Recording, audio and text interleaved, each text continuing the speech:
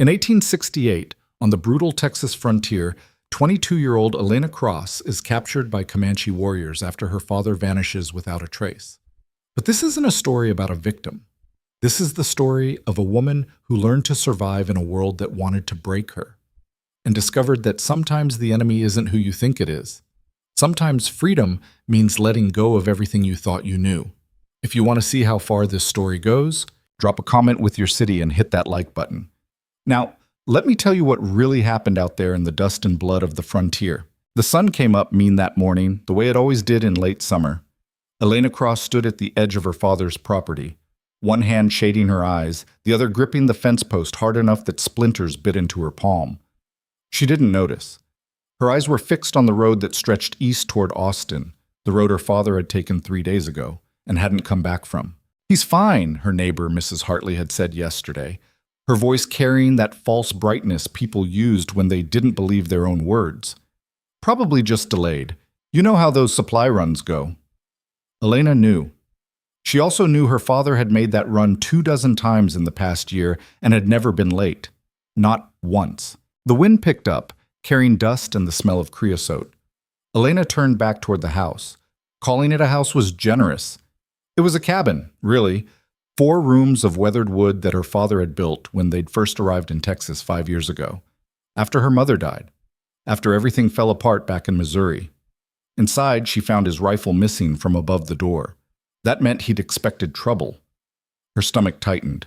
She spent the morning doing chores on autopilot, fed the chickens, hauled water from the creek, checked the fence line where it ran along the property's western edge, closest to open country, closest to Comanche territory. By noon, she'd made up her mind.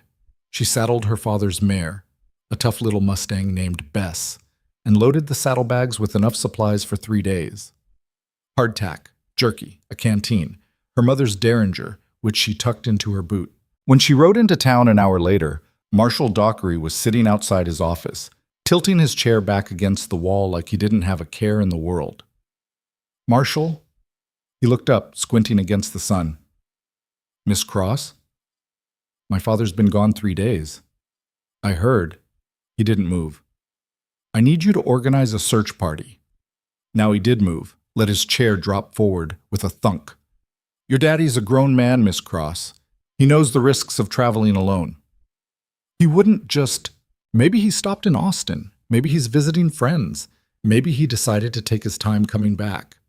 Dockery stood, adjusting his gun belt. "Point is, we don't go riding out after every man who's a few days late, especially not with Comanche raiding parties active west of here." Elena felt heat rise in her chest. "So you're saying you won't help?" "I'm saying we need evidence of foul play before I risk men's lives." "Evidence?" She said it flat. "That's right." She stared at him for a long moment. Dockery looked away first. "Fine," Elena said. "Then I'll go myself." "Now hold on." But she'd already turned Bess around, heels nudging the mare into a trot. "Miss Cross," Dockery called after her. "That's damn foolishness. You'll get yourself killed." She didn't look back. Silence. The Austin road was empty. Elena had ridden it before, always with her father, always in daylight. Now alone, it felt different, wider, more exposed. The land here was all rolling hills and scrub brush, with stands of oak clustered in the low spots where water gathered after rain, which hadn't happened in weeks. Everything was brown and brittle. She pushed Bess hard for the first hour, then forced herself to slow down. No point in exhausting the horse before she'd even covered 10 miles. By late afternoon, she'd found the first sign. It was just a scrap of fabric caught on a mesquite branch, faded blue cloth. Her father's shirt. She'd mended the sleeve herself 2 weeks ago. Her hands shook as she untangled it from the thorns. The tracks were harder to read. The ground was hard-packed and dusty, but she could make out what looked like a struggle. Boot prints, hoof prints, something dragged. And then, 50 yards off the road, she found the blood. Not a lot. Just a dark stain in the dirt, half covered by blown dust. But enough. Elena stood there, staring at it, while something cold and heavy settled in her gut. He'd been hurt, or killed, and someone had dragged him away from the road. She looked west toward the hills. That's when she heard the horses. They came over the rise like something out of a nightmare. 6 riders moving fast, spread out in a loose line. For half a second, Elena thought they might be a patrol. Then she saw the way they rode, the way they moved, and she knew. Comanche. She didn't think, just grabbed Bess's reins and swung into the saddle, kicking hard. The mare bolted. Behind her someone shouted, not English. The sound of it sent ice down her spine. Bess was fast, but she'd already been ridden hard today. Elena could hear the other horses gaining, their hoofbeats like thunder. She leaned low over Bess's neck, urging her faster, faster. The creek appeared ahead, a dry wash with steep banks.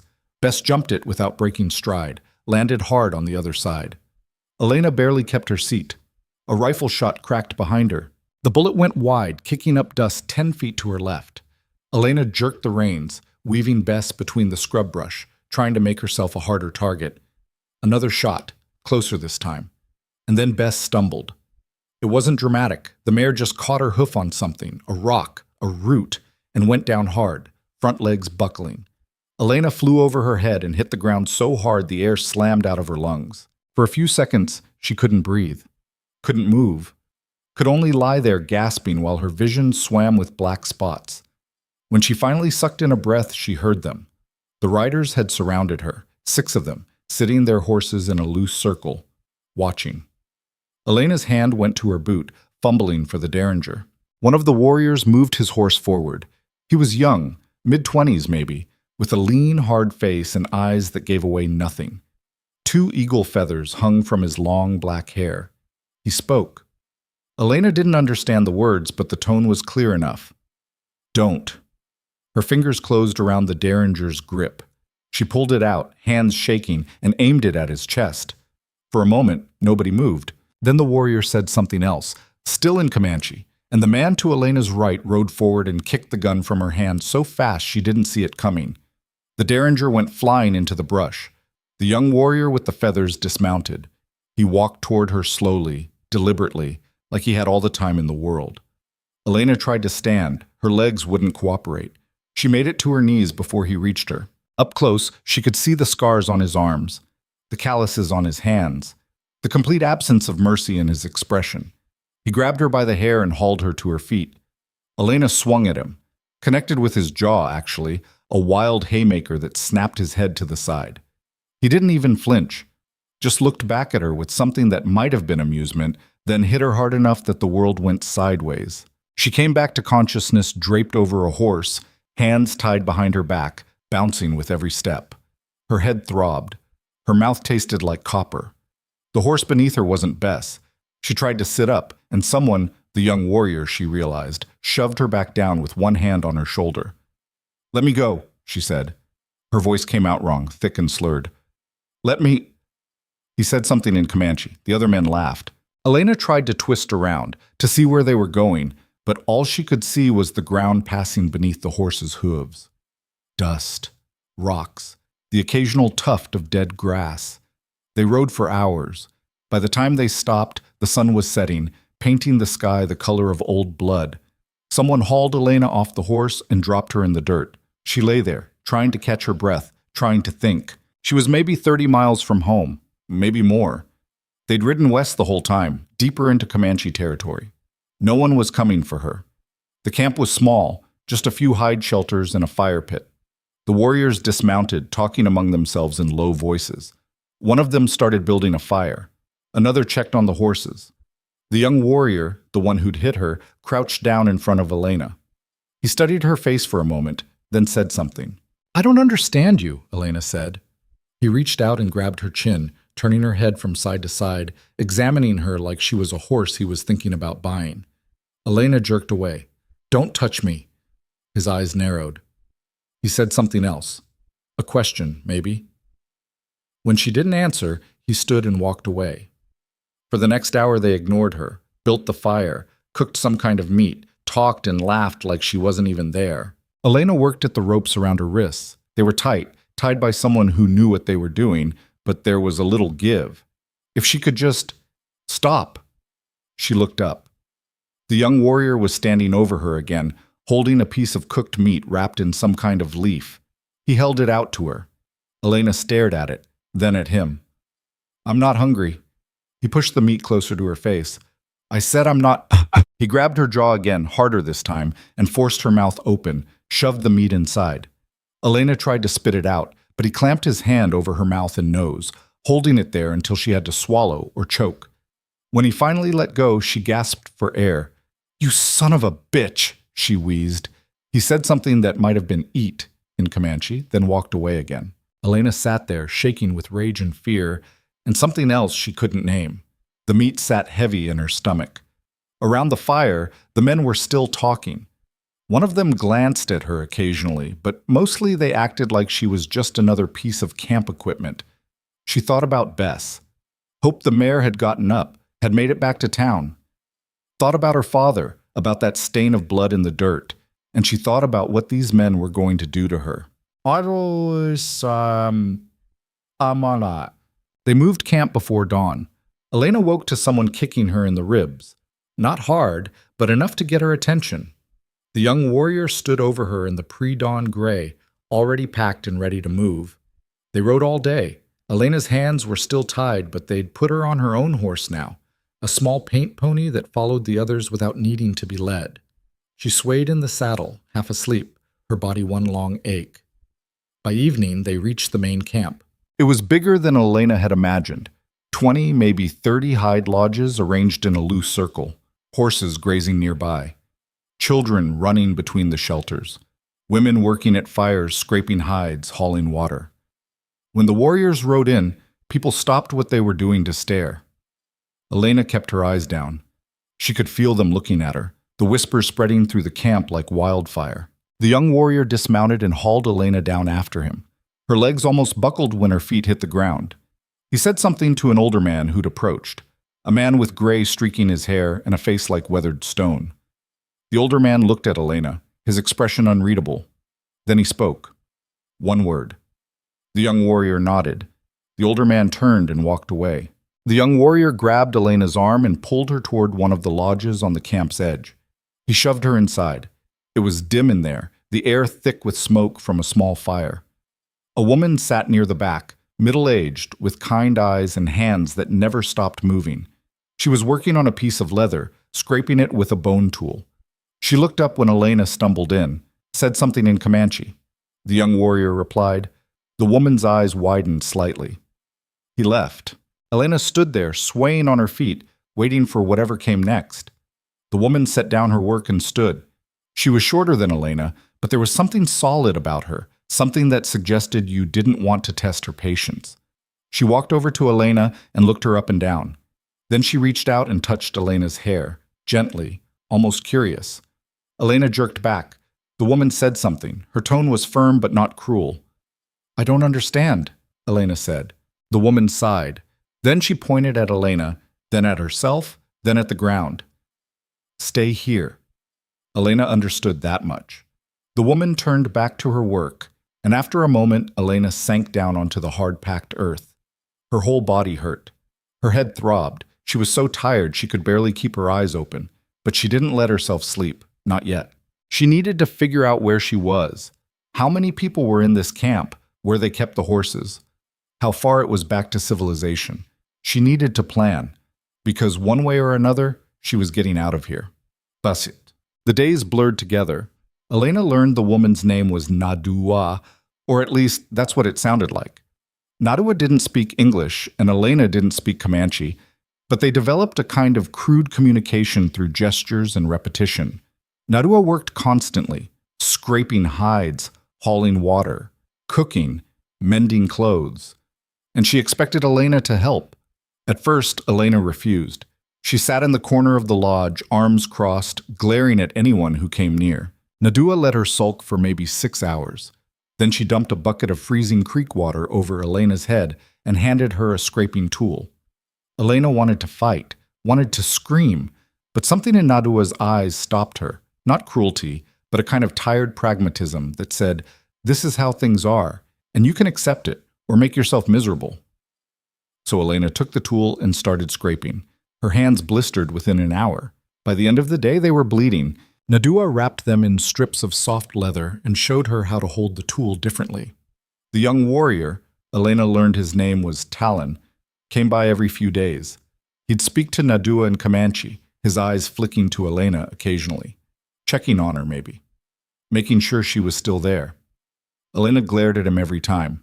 He never reacted. She tried to escape twice in the first week. The first time, she made it maybe 200 yards before one of the camp dogs started barking and alerted everyone. 3 young men on horses ran her down in minutes. They brought her back and tied her to a post outside Nadua's lodge for the rest of the day, where everyone could see her. The second time, she waited until the middle of the night, slipped out of the lodge, and actually made it to the horses. She'd just untied one when a hand clamped down on her shoulder. Talon. He didn't say anything, just looked at her with those flat, unreadable eyes. Then he took the rope from her hands, tied the horse back up, and marched her back to the lodge. This time, he tied her hands to the lodge's center post and left her there until morning. After that, Elena stopped trying to run. Not because she'd given up, but because she realized she needed a better plan. She needed to learn the camp's rhythms, figure out when people slept, when the guards changed, where the blind spots were. So she watched, and she listened, and slowly she started to understand. The tribe wasn't just warriors. It was families, old people, children. She saw women laughing while they worked, saw fathers teaching sons to shoot arrows, saw grandmothers bouncing babies on their knees. It confused her, made it harder to hold on to her anger. These were the people who'd killed settlers, who'd raided homesteads, stolen horses, burned cabins. Everyone back in town talked about them like they were monsters. But the boy who brought water to the horses every morning couldn't have been more than 10. The girl who waved at Elena shyly from across the camp was maybe 7. Monsters didn't have children, didn't laugh, didn't sit around fires at night telling stories that made everyone smile. Elena didn't know what to do with that. 3 weeks in, Nadua started teaching her Comanche words. Not full lessons, just pointing at things and saying the words until Elena repeated them. Water, fire, horse, sky. Elena fought it at first. Learning their language felt like surrender, like accepting that this was her life now. But then she realized something. If she could understand them, she could learn things, could eavesdrop, could gather information that might help her escape.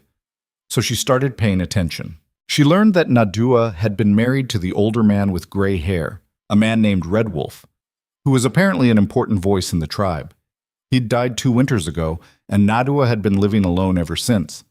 She learned that Talon was Red Wolf's nephew, that he was considered one of the tribe's best scouts, that some of the young women in camp watched him when he passed by, whispering and giggling. She learned that the tribe was worried.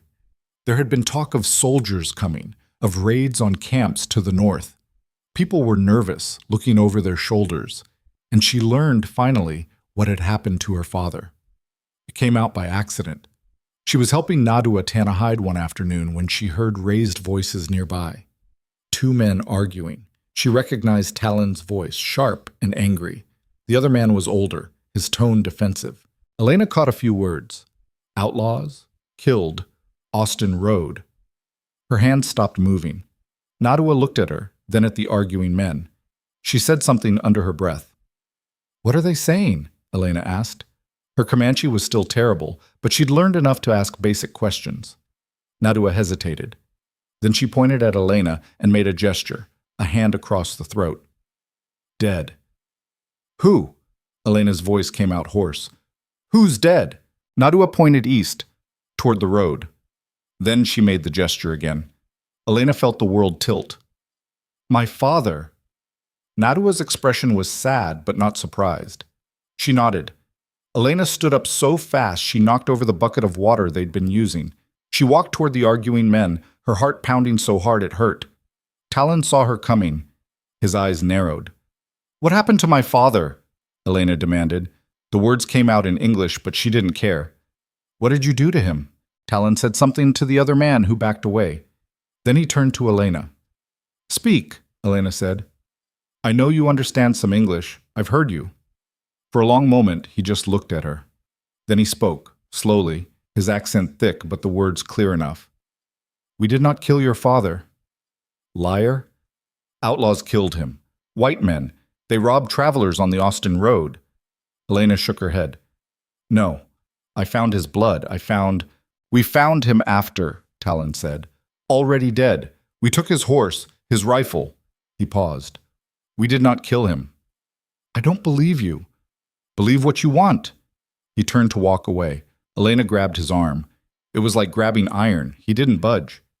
If outlaws killed him, then why did you take me? Why am I here?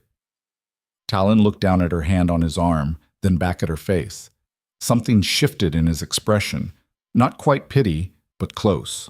Because you came looking for him. Alone. In our territory. He pulled his arm free. You would have died out there. The outlaws would have found you. Or something worse. So you kidnapped me to save me? Is that what you're telling me? I took you because you are worth something, Talon said flatly. Alive. Trade you back to your people, maybe. Get horses, rifles, he paused. But you keep trying to run. Keep making problems. Now you are worth nothing to anyone. He walked away before Elena could respond. She stood there shaking, her nails digging into her palms. Her father was dead. Not killed by Comanche warriors in some dramatic last stand, but by common outlaws on a road he'd traveled 24 times. It felt wrong, anticlimactic, like there should have been more to it, more meaning, more purpose. But there wasn't. He was just dead, and she was here, alone, in a camp full of people who didn't want her. Learning to scrape hides and haul water like that was all she'd ever be good for. Elena walked back to Nadua's lodge, sat down, picked up the scraping tool, and she went back to work. Mouse. The anger came later, when she was alone in the dark. It started as grief, deep, wrenching sobs that she muffled against her arm so Nadua wouldn't hear. But grief turned to fury so fast she could barely track the transition. She hated the outlaws who'd killed her father, hated Marshal Dockery for refusing to help, hated this whole brutal, senseless frontier where good people died for no reason and nobody cared. And she hated Talon. Hated the way he looked at her like she was a problem he couldn't solve. Hated that he was probably right, that if he hadn't taken her, she'd be dead in a ditch somewhere. Most of all, she hated that she was starting to forget what her father's voice sounded like. It had only been a few weeks, but already the details were fading. The exact shade of his eyes, the way he laughed at his own terrible jokes, the smell of tobacco that clung to his coat. She tried to hold on to those memories, but they slipped through her fingers like water. By the time the sun came up, Elena's anger had burned itself out, leaving only a hollow ache. Nadua was already awake, building up the fire. She glanced at Elena, took in her red eyes and exhausted face, and didn't say anything. Just handed her a bowl of food and went back to work.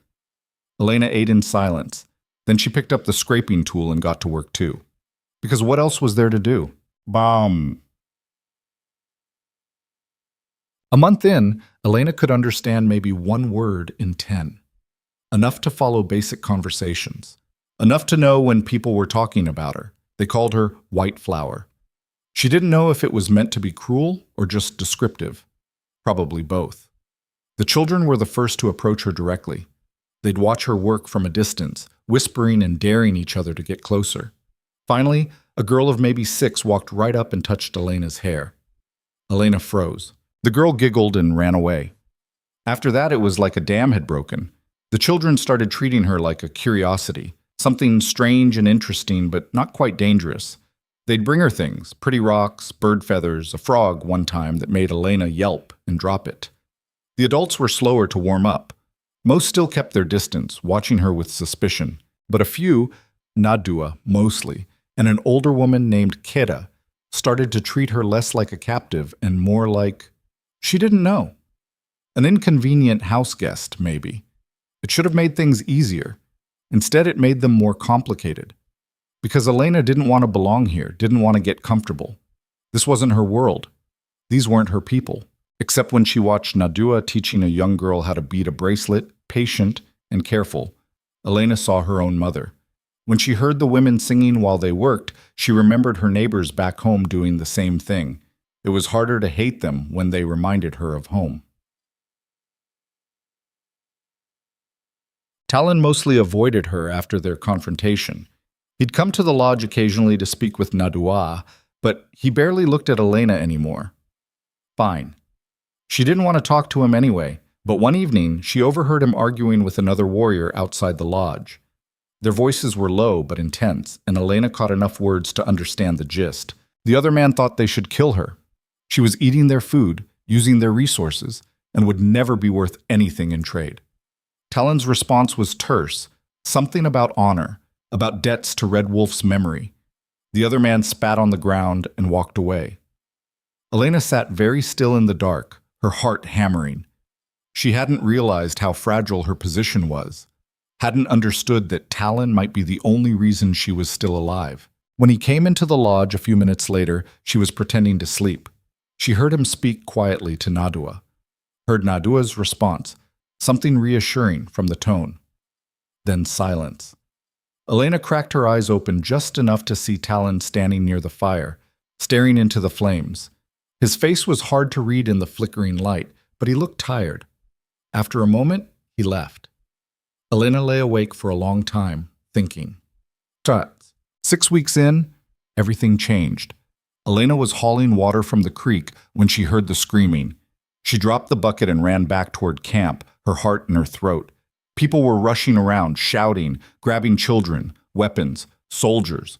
Elena could see them in the distance, maybe 20 men on horseback, riding hard toward the camp. For half a second, relief flooded through her. Rescue. She was saved. Then she saw the warriors mounting up, saw the women and children scattering, and realized what was about to happen. This wasn't a rescue. This was a raid. Someone grabbed her arm. Nadua, pulling her toward the lodge. "Wait," Elena said. They can help me." Nadua said something sharp in Comanche and dragged her inside. Outside, the shooting started. Elena crouched near the back of the lodge, hands over her ears, while gunfire cracked like thunder. She could hear men shouting in English now, heard horses screaming, heard the wet thud of bodies hitting the ground. It went on forever. Or maybe only minutes. Time felt broken. When the gunfire finally stopped, the silence was worse. Elena waited, barely breathing. Then Talon ducked into the lodge. He had blood on his arm, and his face was grim. He looked at Nadua first, speaking rapidly in Comanche. Then his eyes found Elena. For a moment, neither of them moved. "Come," he said finally. "What?" "Come. We leave now. The soldiers are gone. They took horses, killed 2 men, wounded others." His jaw tightened. "We move camp before they come back." Elena's mind was reeling. "You're leaving?" "Yes." "Then let me go. Let me stay here. They'll find me." "They will not find you," Talon said. "They will find a burned camp. If you stay, you die." He grabbed her arm and hauled her to her feet. Outside, the camp was chaos. People running, packing, loading horses with impossible speed. Elena saw the bodies. 2 warriors, both young, lying motionless near the fire. She saw a woman kneeling over one of them, wailing. And she saw the soldiers' tracks heading east, back toward civilization, back toward home. Talon shoved her toward a horse. "Get on!" Elena got on. They rode west into the hills, away from everything she'd known. And as the sun set behind them, Elena realized she'd just watched her last chance at rescue disappear over the horizon. She was stuck here now, for real. The thought should have terrified her. Instead, all she felt was numb. The new camp was deeper in the hills, tucked into a canyon where the rocks provided natural shelter from the wind. They'd ridden through the night to get there, horses stumbling over loose stones in the dark, children crying from exhaustion. By the time they stopped, dawn was breaking gray and cold over the ridge. Elena slid off her horse and nearly collapsed. Her legs had gone numb hours ago. Nadua caught her elbow, steadied her, then pointed toward a cluster of women already unpacking supplies. "Help," Nadua said in Comanche. One of the few words Elena knew by heart now. So Elena helped. She hauled bundles of hides. She gathered wood for fires. She held lodge poles while other women lashed them together with practiced efficiency. Her hands were shaking from cold and exhaustion, but nobody else was stopping, so neither did she. Talon was everywhere at once, organizing the warriors, checking the perimeter, snapping orders. His arm was bandaged now, the blood soaked through in a dark stain, but he didn't slow down. When one of the younger men suggested they rest before setting up the lodges, Talon's response was short and brutal enough that the man flinched. Elena understood why. The soldiers knew which direction they'd gone. They might come back with reinforcements. By midday, the camp was functional. Not comfortable, not settled, but functional. The wounded had been tended to. The horses were grazing in a meadow nearby. Sentries had been posted on the high ground, and Elena was sitting by a fire, too tired to move, staring into the flames. Nadua handed her a bowl of something hot. Elena took it without looking, drank it without tasting it. Her mind felt disconnected from her body, like she was watching herself from a distance. She kept seeing those soldiers, kept hearing the gunfire, kept thinking about how close she'd been to freedom. "White flower." She looked up. Talon stood over her, his face streaked with dust and sweat. "You fought well," he said in broken English. Elena blinked. "What?" "Yesterday? You did not run to the soldiers, you stayed. Nadua dragged me into the lodge. I didn't have a choice." "You had a choice." Talon crouched down, his dark eyes fixed on hers. "You could have screamed, could have run to them. They would have seen you." Elena opened her mouth to argue, then closed it. Because he was right. She could have screamed, could have fought Nadua, broken free, sprinted toward those soldiers waving her arms. She'd thought about it. For half a second, she'd thought about it. But she hadn't done it. "Why didn't you?" Talon asked. "I don't know," Elena said honestly. He studied her face for a long moment. Then he nodded, like she'd confirmed something he'd already suspected, and stood. "You are learning," he said. Then he walked away. Elena sat there, the bowl cooling in her hands, trying to figure out what the hell that meant. The days that followed were harder than anything Elena had experienced so far. The tribe was on edge, constantly moving, never staying in one place more than a few nights. Scouts reported soldiers to the south, to the east, sometimes to the north. The net was tightening. Food became scarce. The warriors couldn't risk hunting in open territory, so they relied on what they could trap or scavenge. Meals got smaller. People got thinner. Elena learned what real hunger felt like. Not the missed lunch kind of hunger from her old life, but the gnawing, constant ache that made it hard to think about anything else. One evening, she watched a mother give her entire portion of food to her 2 children, then pretend she'd already eaten. The woman's face was gaunt, her hands trembling. Elena looked down at her own bowl. Then she stood and walked over to the woman, held it out. The woman stared at her. "Take it," Elena said in Comanche. Her pronunciation was terrible, but the meaning was clear enough. The woman's eyes welled up. She said something Elena didn't catch, then pushed the bowl back toward her. Elena pushed it back. "For them." She pointed at the children. For a moment, they just stood there, locked in a stubborn stalemate. Then Nadua appeared, took the bowl from Elena's hands, and gave it to the woman with a few sharp words. The woman accepted it this time. She looked at Elena with something that might have been gratitude, might have been confusion. Elena walked away before she could change her mind. Her stomach was already cramping with hunger, and giving away food felt monumentally stupid. But when she glanced back, she saw the children eating and felt something loosen in her chest. Nadua fell into step beside her. She didn't say anything, just bumped Elena's shoulder with her own. Elena took it as approval. Ishisa. 3 weeks into their flight through the hills, Elena's Comanche had improved enough that she could follow most conversations. Not perfectly, but enough to catch the gist, which was how she learned they were planning to split up. It happened late one night, when the elders gathered around the fire to argue. Elena was supposed to be asleep, but she lay in the shadows of Nadua's lodge, listening. The argument was simple. Together, they were too big a target. Split into smaller groups, they could scatter, make it harder for the soldiers to track them all. But splitting up meant dividing their resources, their warriors, their protection. Some of the groups would be vulnerable. The debate went on for hours, voices rising and falling. Elena heard Talon speak several times, his tone measured but firm.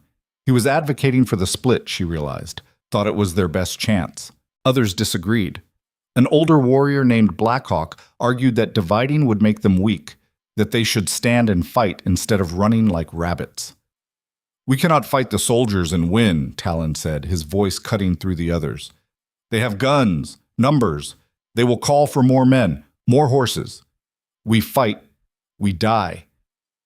So we run forever? Blackhawk shot back. Live in these hills like animals? We live, Talon said flatly. That is what matters. The silence that followed was heavy. Finally, the eldest man there, a gray-haired warrior named Stone Bear, spoke. His voice was quiet, but everyone listened. We split, he said. 3 groups. We meet again when the soldiers leave. And that was that. Intishe. They divided the camp 2 days later. The process was chaotic and painful. Families argued about who would go with whom. Children cried. Women clutched each other, saying goodbyes that might be permanent. Elena stood off to the side, watching it all unfold, and realized with a jolt that she didn't know which group she'd be in. Nadua found her an hour before they were supposed to leave. You come with me, she said in Comanche, then added a few words Elena didn't know. Where are we going? Nadua pointed northwest, into the deepest part of the hills. Who else is coming? Nadua rattled off a list of names. Elena recognized a few. Keta, the older woman who'd been kind to her. A young mother named Sage and her 2 children. A handful of others. No warriors, no hunters. Just women, children, and old men. Elena's stomach sank. What about the warriors? What about... She stopped herself before she said Talon's name. They go different way, Nadua said. Draw soldiers away from us. It made tactical sense. The soldiers were looking for warriors, for fighting men. A group of women and children could move quietly, leave a smaller trail, maybe slip through unnoticed. But it also meant they'd be defenseless if anyone found them. Elena must have looked scared because Nadua patted her shoulder.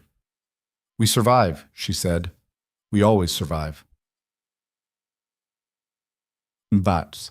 They left at dusk, 19 people and 12 horses, heading into country so rough even the horses struggled. The trail, if you could call it that, wound through narrow ravines choked with juniper and scrub oak. Rocks jutted out at odd angles, making the footing treacherous. Elena walked near the back, leading a horse loaded with supplies. Her feet hurt, her back hurt, everything hurt.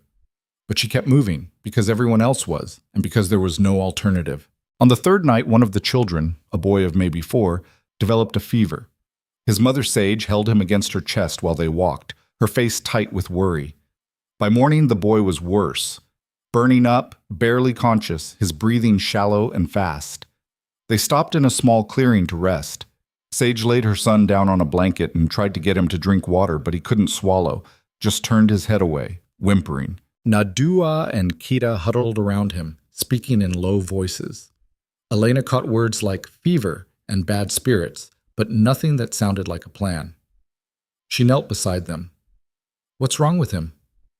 Sick, Nadua said. Very sick. What kind of sick? Nadua shrugged helplessly. Elena looked at the boy. His lips were cracked and dry. His skin was hot to the touch, but he was shivering. She'd seen this before, back home, when one of the neighbor's kids had gotten sick during a heat wave. The doctor had said it was important to bring the fever down, keep them cool and hydrated. We need to get his fever down, Elena said. She looked around, saw the creek they'd passed 100 yards back. Cold water. We need cold water. Nadua frowned. Cold water bad for fever. No, Elena said. Trust me. Cold water will help. For a moment, nobody moved. Then Keta stood and walked toward the creek without a word. Elena tore strips from her already ragged skirt and soaked them in the cold water Keta brought back. She laid them across the boy's forehead, his chest, his arms. He whimpered at the cold, but Elena kept going, changing the cloths every few minutes as they warmed up. Sage watched with wide, frightened eyes. He's going to be okay, Elena said, even though she had no idea if that was true. They stayed in that clearing all day and through the night. Elena barely slept, too focused on monitoring the boy's temperature, changing the cold compresses, trying to get a few drops of water past his lips. By dawn, the fever had broken. The boy opened his eyes, looked at his mother, and asked for food. Sage burst into tears. She grabbed Elena's hands and said something in Comanche, a long, fervent string of words that Elena only half understood, but the meaning was clear. Thank you. Elena nodded, exhausted, and sat back on her heels. Nadua was watching her with an odd expression. You know healing, she said. A little, Elena admitted. Not much. More than a little, Nadua said quietly. Bahi. Word of what Elena had done spread through the small group faster than she'd expected. By that evening, people were looking at her differently. Less like a burden, more like someone who might actually be useful. It was strange, uncomfortable even. Elena had spent the past 2 months trying to prove she didn't belong here, that she was separate, different, better than all this. Now people were treating her like she was part of the group. She didn't know how to feel about that. They moved on the next day, slower now because of the boys' lingering weakness.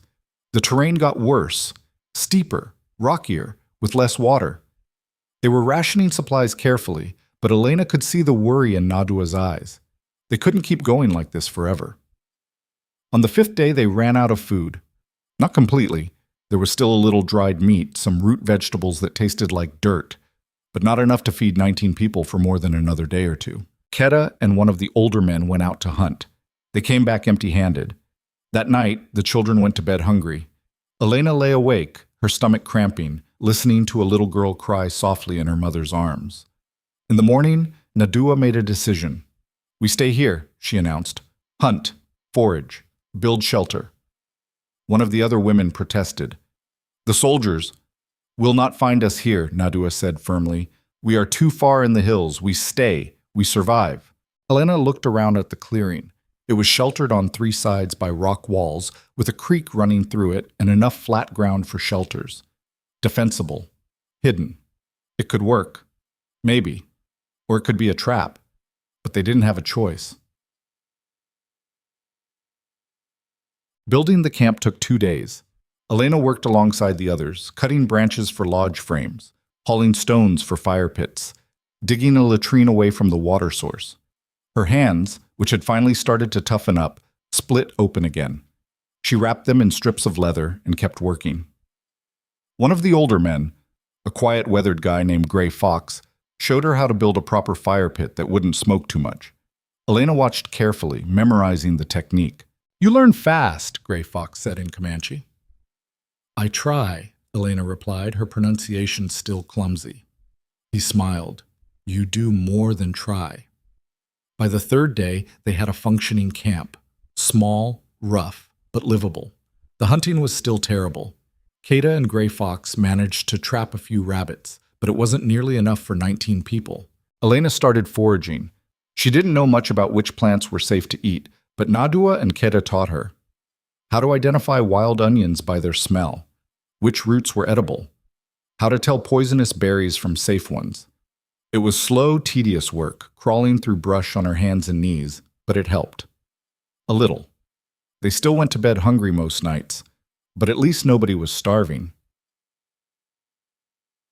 2 weeks in, Elena realized she'd stopped thinking about escape. Not because she'd given up hope, exactly. More because there was nowhere to escape to. The soldiers were out there somewhere, so were the outlaws who'd killed her father. And even if she made it back to town, what then? Her father's land was probably gone by now, sold off or claimed by someone else. She had no money, no family. What would she be going back to? The thought left her feeling hollow. One evening, she was sitting by the fire, mending a tear in one of the lodge coverings, when Sage approached her. The young mother looked nervous. "White flower," she said. Then she held out a small leather pouch. Elena took it, confused. Inside was a beaded bracelet, simple but beautifully made, with a pattern of blue and white beads. "For me?" Sage nodded. "Thank you. For my son." Elena looked at the bracelet, her throat tight. "You didn't have to—" "Please," Sage said. "Take." So Elena did. She slipped it onto her wrist, the beads cool against her skin. Sage smiled, relief clear on her face, and walked away. Elena stared at the bracelet for a long time. She'd never owned anything like it, nothing this personal, this intentional. It felt like a gift, but it also felt like something else, like a claim. Mag. The scouts found them 3 weeks later. Elena was hauling water from the creek when she heard the warning cry. She dropped the bucket and ran back to camp, her heart hammering. But it wasn't soldiers. It was 3 warriors on horseback, looking half-starved and exhausted. One of them was Talon. He slid off his horse and immediately started talking to Nadua in rapid Comanche. Elena caught enough to understand. The other groups were struggling. The soldiers had found one camp and burned it. People were scattered. "Did anyone die?" Nadua asked. "2," Talon said. His face was grim. "And 5 captured." A horrified silence fell over the group. Talon's eyes swept the camp, taking in the makeshift shelters, the thin faces, the 2 quiet children. Then his gaze landed on Elena. She saw something flicker across his face. Surprise, maybe. Or relief. He walked over to her. "You are still here." "Where else would I be?" Elena said. "I thought you might have run." "Tried once," Elena said. "Didn't work out." The corner of his mouth twitched, almost a smile. "No, it did not." They stood there for a moment, awkward and uncertain. Then Talon looked down at her wrist, at the beaded bracelet. "Sage made that," he said. "Yeah. She does not give gifts lightly." Elena didn't know what to say to that, so she said nothing. Talon nodded, like she'd answered some unspoken question, and turned back to Nadua. Yek. The warriors stayed for 2 days, resting and recovering. Talon's group had been running almost non-stop for weeks, dodging patrols, sleeping in the open, barely eating. Elena found herself watching him more than she meant to. He moved differently now, slower, more carefully, like his body hurt in ways he wouldn't admit. The wound on his arm had healed badly, leaving an angry red scar. On the second night, she found him sitting alone on the edge of camp, staring out into the darkness. She almost walked away, but something made her stop. "You should eat," she said in Comanche. He glanced at her. "I ate." "Not enough." "There is not enough for anyone." Elena sat down beside him, uninvited. "If you collapse from hunger, you're not going to be much use to anyone." "I will not collapse." "Right, because you're so tough." He looked at her, eyebrows raised. "You mock me." "Little bit." To her surprise, he laughed. It was a short, rough sound, but genuine. They sat in silence for a while. Then Talon spoke. "I thought you would hate us forever." Elena considered that. "I did. For a while. And now?" "Now I don't know what I feel," she admitted. "Everything's complicated." "Yes," Talon said quietly. "It is." Another long silence. Then Elena asked the question that had been eating at her for weeks. "Why did you really take me?" The truth. Talon was quiet for so long she thought he wasn't going to answer. Then he said, "Because you reminded me of someone." "Who?" "My sister." He stared into the darkness. "She was taken by white settlers when she was young, 12 years old. We looked for her, traded for information, followed every rumor." "Did you find her?" "No." His voice was flat. "She died. Disease, we heard. Before we could get to her." Elena's chest tightened. "I'm sorry. When I saw you on that road, alone, looking for your father." Talon shook his head. "I saw her. I thought, this one I can save. Even though I'm white." "Yes." Elena didn't know what to say to that, so she just sat with him in the dark, watching the stars come out, and tried to make sense of everything that had happened. The warriors left at dawn. Talon gave Nadua instructions about where to go if soldiers came, how to signal if they needed help. Then he turned to Elena. "Stay alive," he said. "That's the plan." He nodded, started to walk away. Then he stopped and looked back. "The bracelet suits you," he said. Before Elena could respond, he was gone. She stood there, watching the warriors disappear into the hills, and touched the beads on her wrist. Check.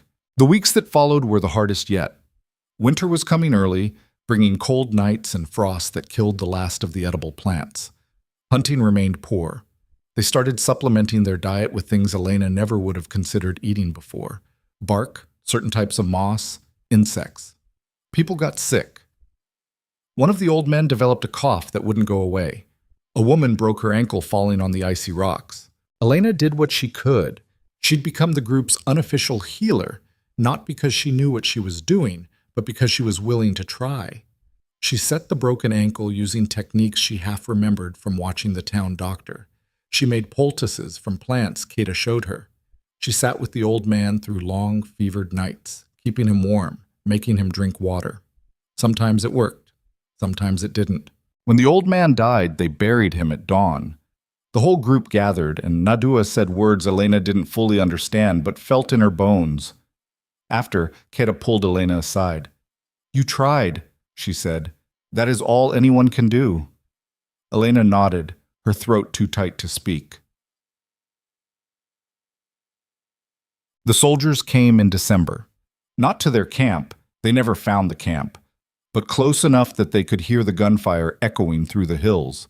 Everyone froze, listening to the distant sounds of battle. Children whimpered, women clutched each other. "Pack," Nadua said sharply. "We leave, now." They threw their belongings onto horses with shaking hands. Nadua kept them moving, kept them focused, but Elena could see the fear in everyone's eyes.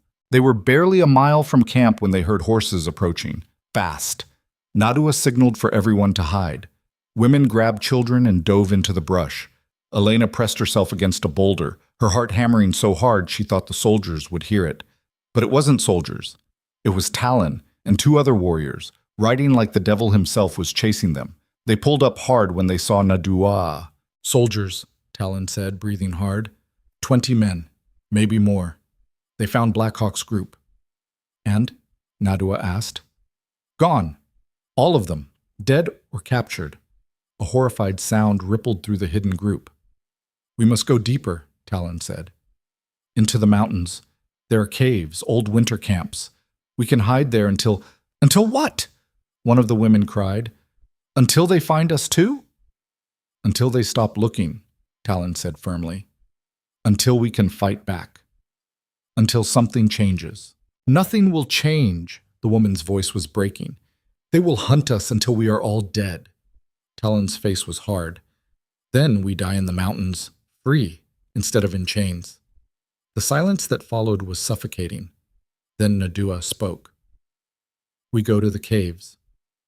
The journey to the caves took 5 days of brutal travel through terrain Elena hadn't known existed. They climbed slopes so steep the horses had to be led by hand. They crossed frozen streams that numbed their feet within seconds. They slept in the open with no fires, huddled together for warmth. 2 more people got sick. One of Sage's children, not the boy Elena had saved, but his younger sister, developed a fever that wouldn't break. Elena tried everything she knew: cold compresses, herbal teas Keta made, keeping the child warm but not too warm. Nothing worked. The little girl died on the 4th night in her mother's arms while the wind howled through the rocks around them. Sage's screams were worse than the wind.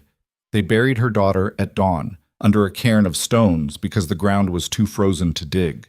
Sage collapsed afterward, unresponsive, and had to be carried the rest of the way on horseback. Elena walked beside her, holding the woman's hand, unable to offer anything but presence.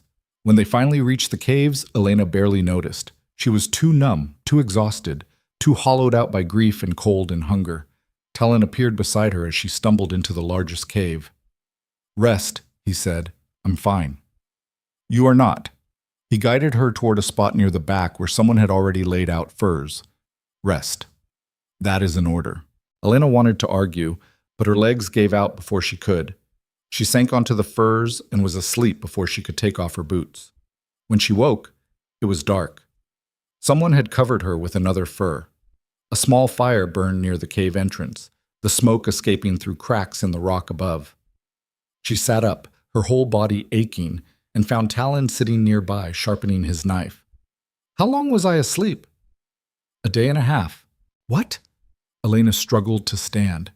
"Why didn't you wake me? I need to check on—" "Nadua checked on everyone. You needed rest more than they needed you."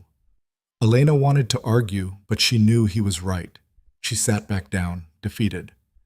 Talon was quiet for a moment. Then he said, "You did everything you could for the child." "It wasn't enough." "It never is," Talon said.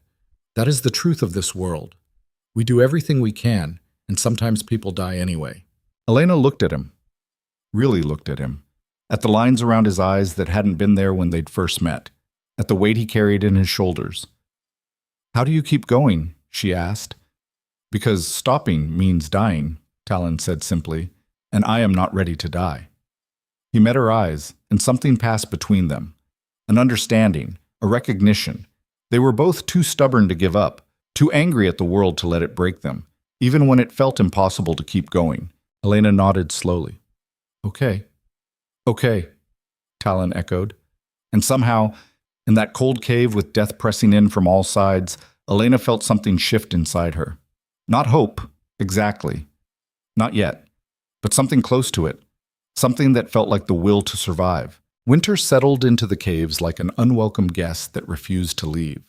The days blurred together in a haze of cold and hunger, and the constant work of simply staying alive. Elena stopped counting how long they'd been there after the first month. Time felt meaningless when every day was the same struggle. The caves themselves were a network of chambers connected by narrow passages. The main chamber, where most people slept, was large enough to hold the entire group, but never warm no matter how big they built the fire. Smoke hung in the air, making Elena's eyes water and her throat raw. She got used to it eventually, the way she'd gotten used to everything else.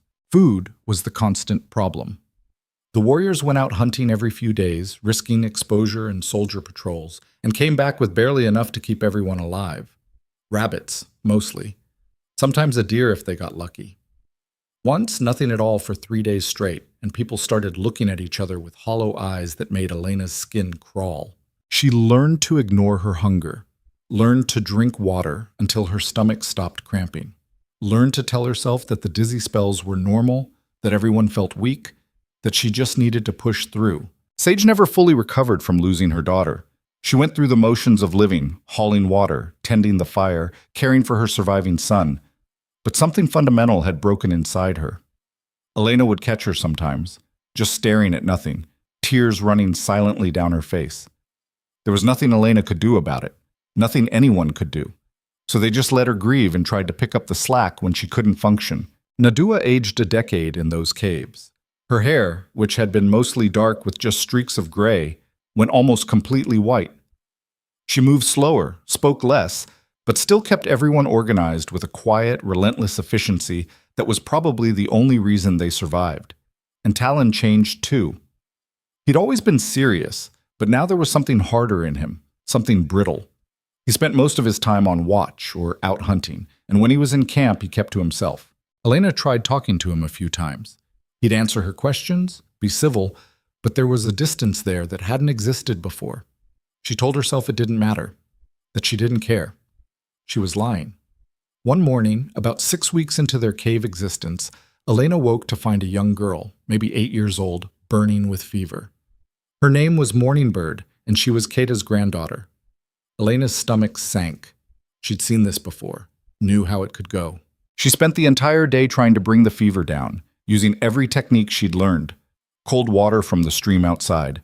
Herbal mixtures Kata prepared with shaking hands, keeping the child wrapped in furs to sweat it out, then unwrapping her when she got too hot. Nothing worked. The fever climbed higher. By nightfall, Morningbird was delirious, crying out for her mother who'd died 2 years ago. Kata sat beside her, holding her hand, her weathered face streaked with tears. Elena kept working, changed the compresses, forced water between the child's cracked lips, refused to give up. Around midnight, Talon appeared. He crouched beside Elena, his face grave. "You should rest," he said quietly. "I'm fine." "You have been working for 18 hours. I said I'm fine. Talon was silent for a moment, then he said, "She's going to die." Elena's hands froze. "No. Elena, I can save her.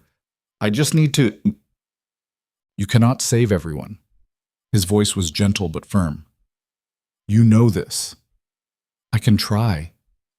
You are trying. You have tried. But some things are beyond your control." Elena looked at him, her vision blurring with tears she refused to shed.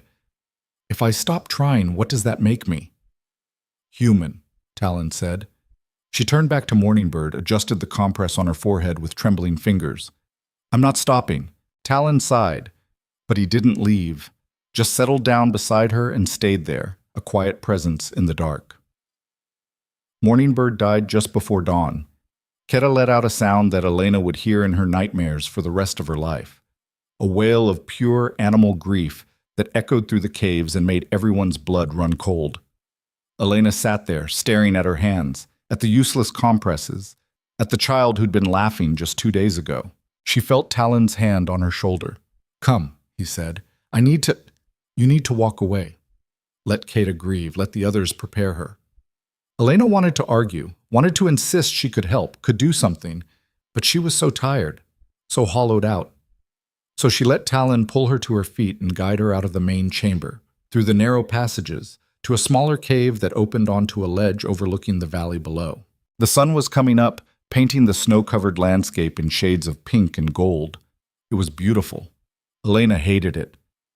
"I should have saved her," she said. "You tried. Trying isn't enough. It is all we have." Talon leaned against the rock wall, his face drawn. "Every day we try. We fail more often than we succeed, but we keep trying because the alternative is to give up, and giving up means everyone dies." Elena wrapped her arms around herself against the cold. "How many people have you lost?" "Too many to count." He was quiet for a moment. "My sister, my parents, my wife." Elena's head snapped up. "You were married?" 5 years ago, she died in childbirth, the baby too." His voice was flat, emotionless. "I could not save them. I tried everything. It was not enough." "I'm sorry. So am I." He looked out at the valley. "But I keep going, because that is what the living do. We survive. We honor the dead by surviving." They stood in silence, watching the sun rise higher. Finally, Elena said, "I don't know how much more of this I can take." "You will take as much as you must," Talon said, "because you are stronger than you think. I have watched you these past months. You do not break." "I feel pretty broken right now." "Broken would be giving up." "You're still fighting. That is not broken." Elena wanted to believe him, but all she felt was tired and sad and so small against the weight of everything they were up against. Talon must have seen it in her face, because he reached out and touched her shoulder again, just briefly. "Come, we should go back." Elena nodded and followed him into the caves. Behind them, the sun continued to rise, indifferent to their suffering, the way it always did. They buried Morning Bird that afternoon in a shallow grave outside the caves. The ground was frozen solid, so they had to build a cairn of stones over her body. Everyone gathered, even the children, and Nadua spoke words that Elena was finally starting to understand. Words about spirits and journeys and the eternal cycle of life and death. Elena didn't know if she believed any of it, but she listened anyway because it seemed important. After, people drifted back to their tasks. There was always work to do, always something that needed hauling or mending or preparing. Elena found herself sitting with Sage, who'd been silent through the whole burial. The other woman stared at the cairn with empty eyes.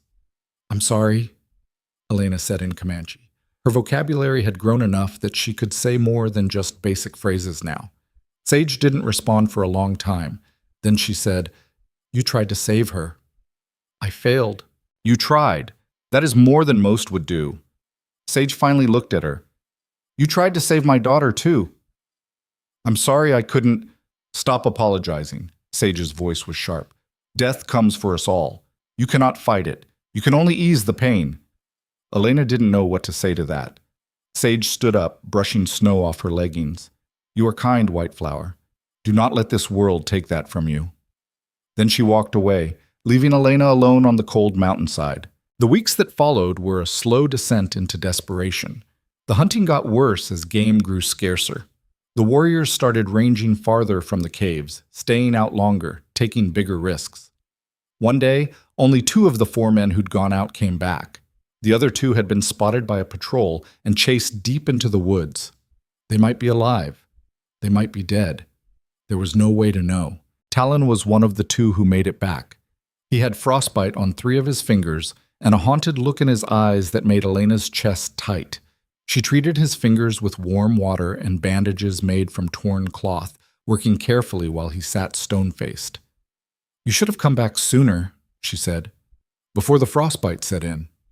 We needed food. You need your fingers. I need my people to eat." He pulled his hand away, flexing it experimentally. "This will heal, or it won't, and you'll lose them." "Then I lose them." He met her eyes. Would you have me let children starve to save my fingers? Elena wanted to argue, wanted to tell him that his life mattered too, that he couldn't save anyone if he destroyed himself in the process. But she knew he wouldn't listen, so she just finished the bandaging in silence. That night, lying in the dark, Elena finally let herself cry. Quietly, so no one would hear, she pressed her face into the furs and wept for Morningbird and Sage's daughter and her father, and everyone she'd lost, and everyone she was still losing. When she finally stopped, exhausted and empty, she found Nadua sitting nearby. The older woman didn't say anything, just moved closer and pulled Elena against her side, holding her the way a mother would. Elena let herself be held, let herself be weak, just for a moment, because tomorrow she'd have to be strong again. Tomorrow, there would be more work, more suffering, more death. But tonight, she could just be a scared girl who wanted her mother. The soldiers came again in late January. They didn't find the caves, but they got close enough that everyone could hear them. The shouts, the horses, the sound of systematic searching. The entire group huddled in the deepest chamber, barely breathing, while Talon and the other warriors crouched at the entrance with weapons ready. Elena held one of the children against her chest, her hand over the boy's mouth to keep him quiet. The child was shaking. So was Elena, but she couldn't let him know that. The sounds got closer. Closer. Then, after an eternity, they started to fade. Nobody moved for another hour. Finally, Talon came back into the chamber and gave the all clear. The collective exhale of relief was almost loud enough to hear. But the near miss changed something. People stopped talking as much, stopped making eye contact. Everyone moved through their days like they were just going through the motions, waiting for the inevitable. Elena felt it too, the sense that they were living on borrowed time, that sooner or later the soldiers would find them, or they'd run out of food, or someone else would die, and it would just keep happening until there was no one left. One evening, she found herself sitting with Talon again, both of them on watch at the cave entrance. The stars were out, sharp and cold against the black sky. "Do you think we'll make it?" Elena asked. Talon was quiet for a long time. Then he said, "I do not know." It was the first time she'd heard him admit uncertainty. "What will you do if the soldiers find us?" "Fight," he said simply. "What else can I do?" "You could surrender, trade yourself for the other's safety." Talon looked at her like she'd suggested he cut off his own arm. "That is not how this works. They do not want prisoners to trade. They want us gone. Dead or driven so far away we might as well be. There has to be another way. If you find one, tell me." He went back to watching the darkness. "Until then, we survive, day by day. That is all we can do." Elena pulled her furs tighter around her shoulders. "I used to think I knew how the world worked. Good people, bad people, right and wrong. And now? Now I don't know anything." She laughed bitterly. "The people who were supposed to protect me wouldn't help when my father disappeared. The people who took me captive have kept me alive. Nothing makes sense anymore." "The world does not care about making sense," Talon said. "It simply is. We survive it, or we do not." "That's bleak." "That is truth." They sat in silence for a while. Then Talon said, "You have changed." "What do you mean?" "When I first took you, you were soft, afraid. You cried often." "I was terrified." "I know, but now—" He gestured at her. "Now you are harder, stronger. You do not cry anymore." "I cried last week. Once, quietly, when you thought no one could hear." He looked at her. "Most of your people would have broken by now, but you are still here, still fighting." Elena didn't know what to say to that. Part of her wanted to feel proud, but mostly she just felt tired. "I don't know if that's a good thing," she said finally. "It is survival," Talon said. "Whether it is good or bad does not matter. It is necessary." Before Elena could respond, they heard a sound from inside the cave.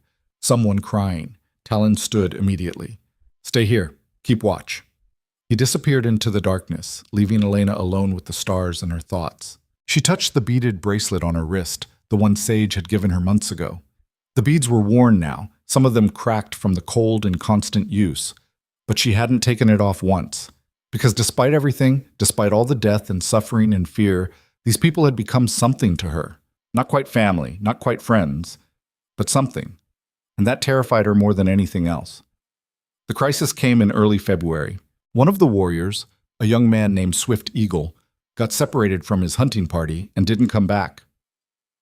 They waited 2 days, hoping he'd find his way back to the caves. On the third day, they found him. Or rather, they found his body, shot multiple times, left in the snow as a warning.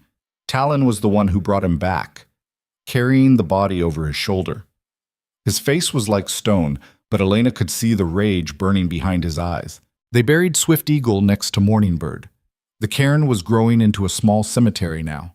After the warriors gathered, Elena watched from a distance as they argued in harsh, clipped voices. She caught enough words to understand.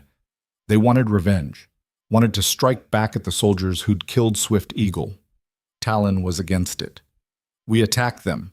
They bring more soldiers, more guns. We cannot win that fight. So we do nothing? Blackhawk, who'd somehow survived when his group was destroyed, was nearly shouting. We let them hunt us like animals? We survive, Talon said through gritted teeth. That is what we do. We survive. That is not living. It is all we have. The argument went on for hours. Finally, Stone Bear, who'd been silent the whole time, spoke up. We will not attack, he said. His voice was quiet but absolute. Talon is right. We must survive. Honor the dead by surviving.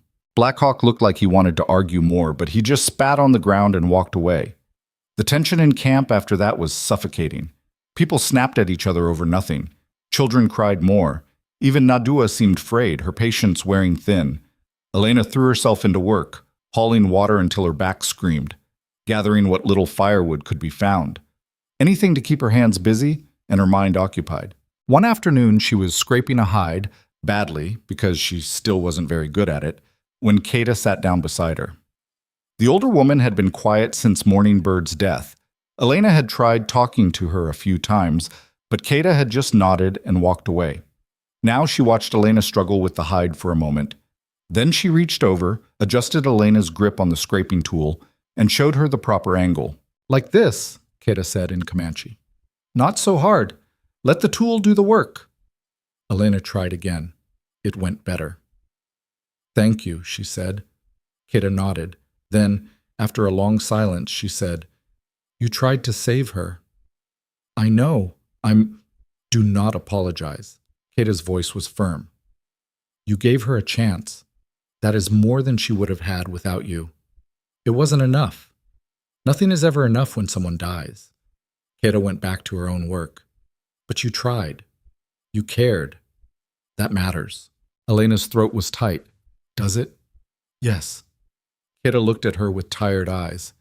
In a world like this, caring is an act of courage. Do not stop caring, White Flower, even when it hurts, especially when it hurts. She stood and walked away, leaving Elena alone with the half-scraped hide and words that hit harder than any blow. That night, Elena couldn't sleep. She lay in the dark, listening to people breathe and snore and occasionally cry out in their dreams, and thought about what Kata had said. Caring is an act of courage. She'd been trying so hard not to care, not to get attached, because attachment meant vulnerability, meant pain when people inevitably died or left, or turned out to be different than she'd thought. But somewhere along the way, she'd failed at not caring. She cared about Nadua, who'd taught her how to survive, about Sage, who'd lost everything and kept going anyway, about Kata, whose grief was a wound that would never fully heal. She even cared about Talon, though she'd spent months telling herself she didn't. And caring hurt. It hurt so much. But maybe that was the point. Maybe the hurt meant she was still human, still capable of connection in a world that seemed designed to destroy it. Elena didn't have an answer, wasn't sure there was one, but she knew she couldn't keep going the way she had been, half present, half detached, trying to protect herself from pain that was inevitable anyway. If she was going to survive this, she needed to commit. Fully. Completely. Not as a captive waiting for rescue, but as someone who belonged here, for better or worse. The decision terrified her, but it also felt right in a way nothing had felt right in months. The next morning, Elena woke before dawn and found Nadua already up, preparing food for the day. I want to learn, Elena said in Comanche. Nadua looked up. Learn what?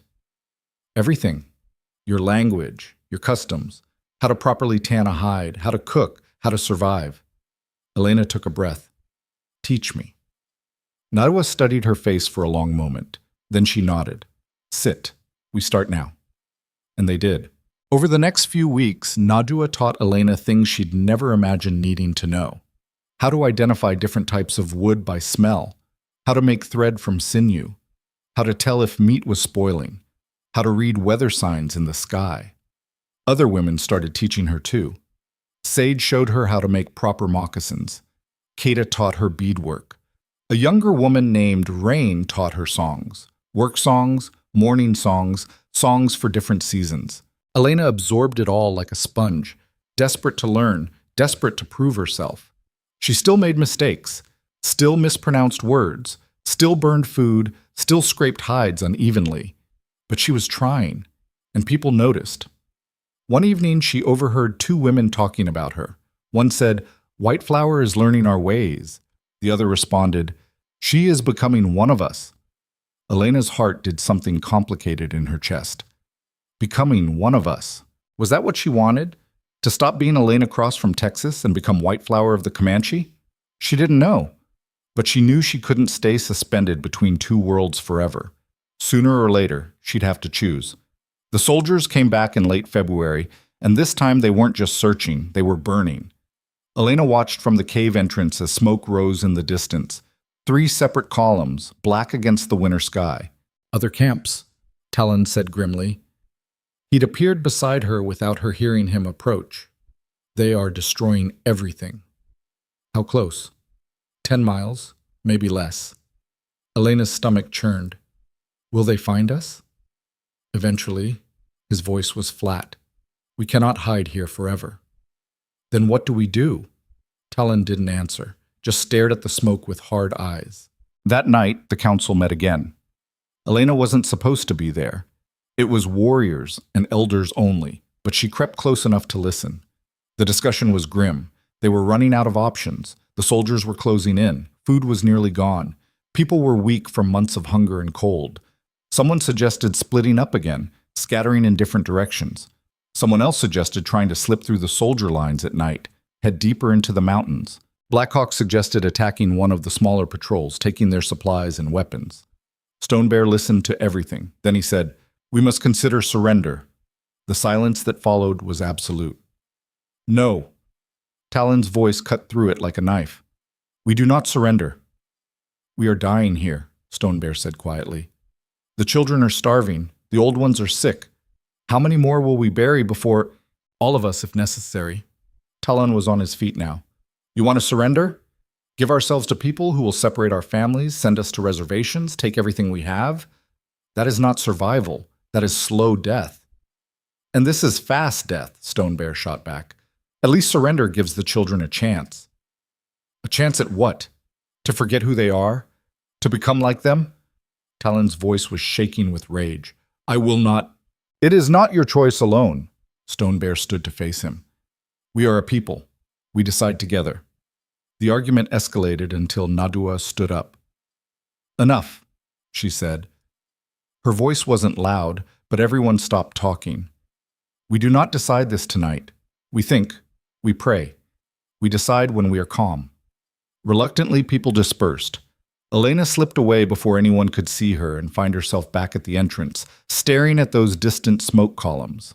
Footsteps behind her. She knew without looking it was Talon. "You were listening," he said. "Yes." "What do you think?" Elena was surprised he was asking. "I think you're both right and both wrong." "Helpful." "You asked." She turned to face him. "Stone Bear is right that people are dying, that surrender might save some lives.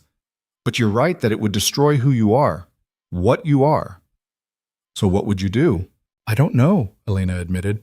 "I'm not one of you. It's not my choice to make." Talon was quiet for a long time. Then he said, "You are more one of us than you think." "What does that mean?" "It means you have been here for months. You speak our language. You wear our clothes. You eat our food, do our work, mourn our dead." He looked at her. "At what point do you stop being a captive and start being part of the tribe?" Elena's breath caught. I don't know." "Neither do I," Talon said. "But I think we passed that point a while ago." He walked away, leaving Elena alone with her thoughts. And for the first time since she'd been taken, she let herself acknowledge the truth she'd been avoiding. She didn't want to leave anymore. Somewhere between the grief and the hunger and the constant fight to survive, this place had become home. These people had become her people, and that realization was more frightening than anything the soldiers could do to her. The morning after the council meeting, Elena woke to chaos. Someone was shouting outside the caves, their voice sharp with panic. She threw off her furs and stumbled into the main chamber, her heart already racing. Nadua was there, along with half the camp, everyone talking at once in rapid Comanche that Elena struggled to follow. "What happened?" she asked, grabbing Nadua's arm. "Soldiers," Nadua said. Her face was pale. "They found the Eastern Pass. They are blocking it." Elena's blood went cold. The Eastern Pass was their primary escape route, the only easy way out of these mountains. If it was blocked, "The other passes?" she asked. "Too dangerous this time of year. Snow, ice. We would lose people trying to cross."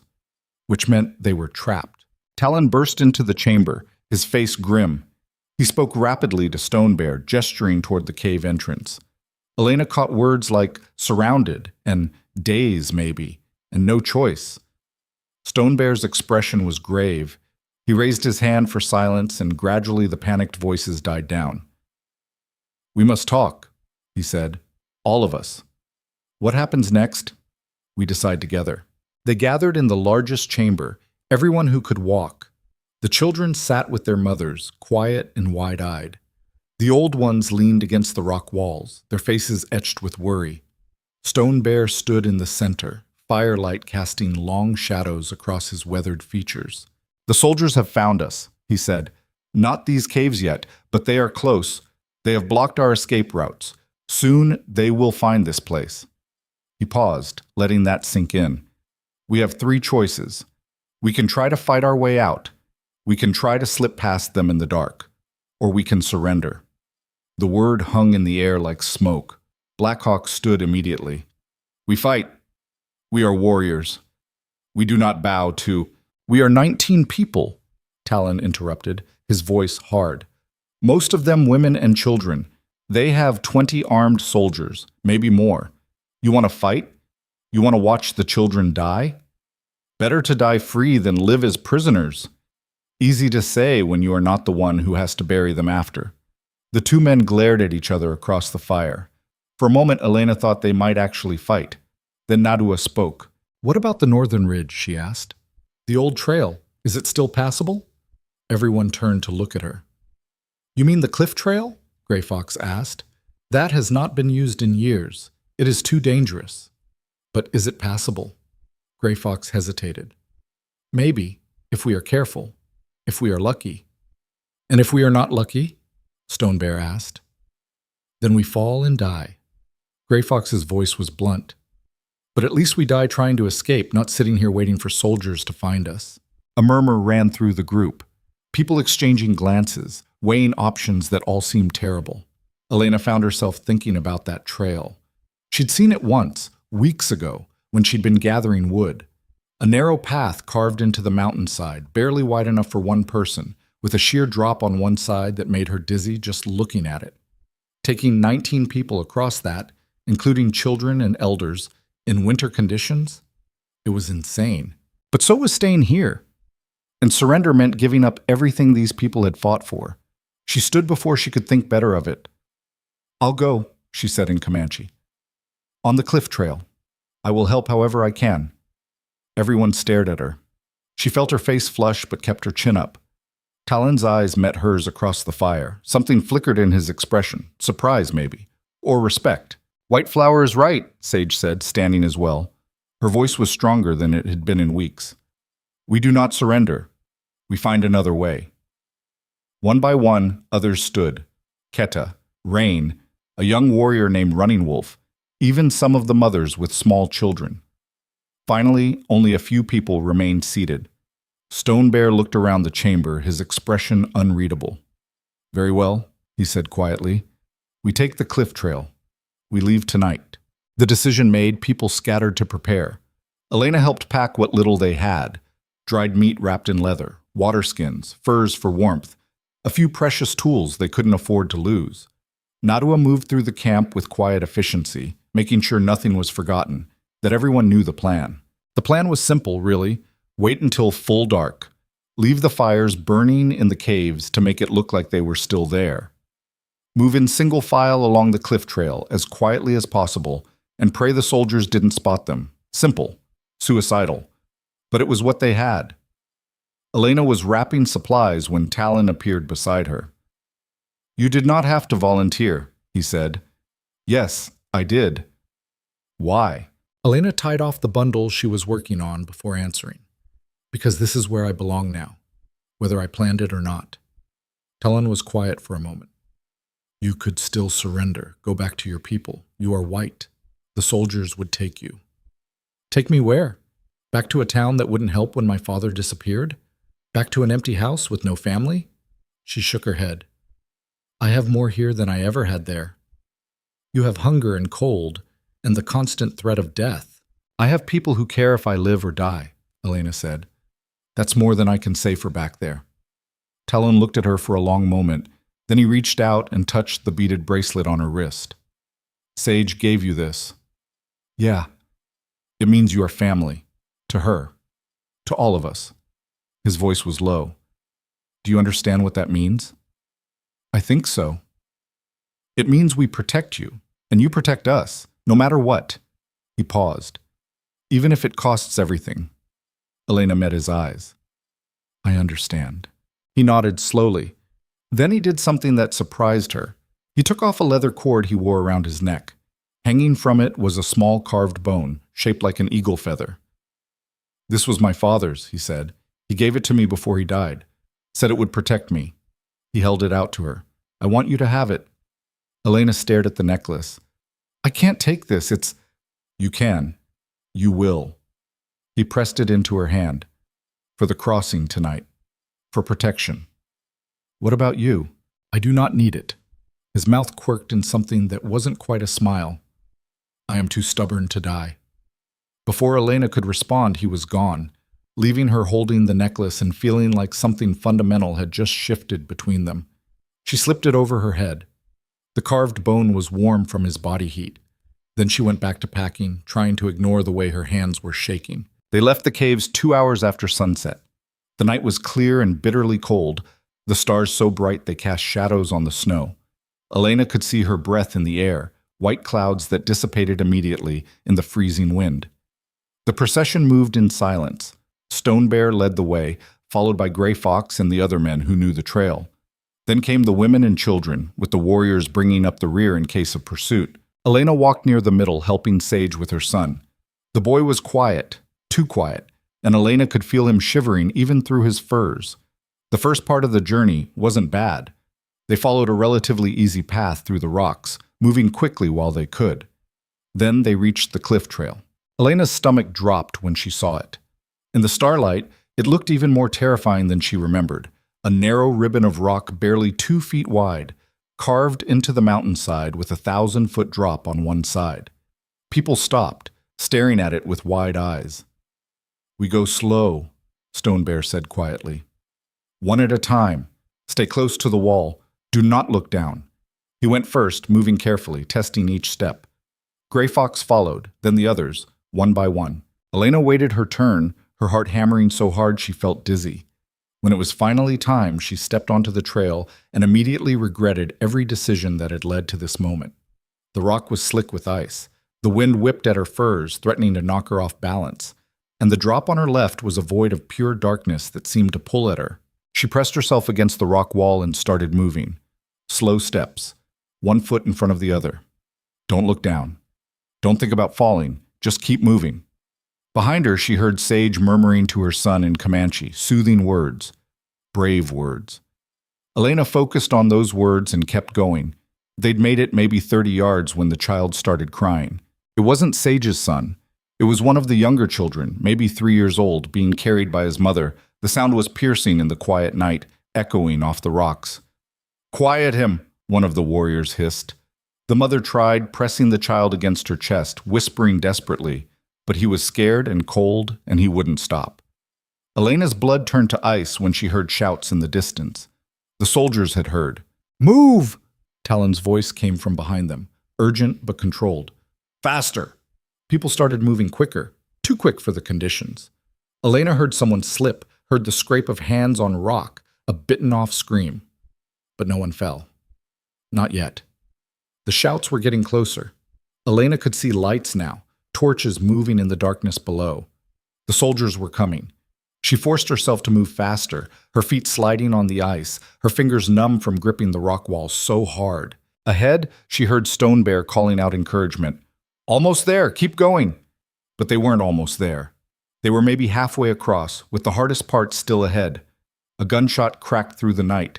Elena flinched so hard she almost lost her footing. The bullet hit the rock wall somewhere behind her, sending chips of stone flying. They are shooting, someone yelled unnecessarily. Keep moving, Talon shouted back. They cannot see well in the dark. Keep moving. Another shot. This one closer.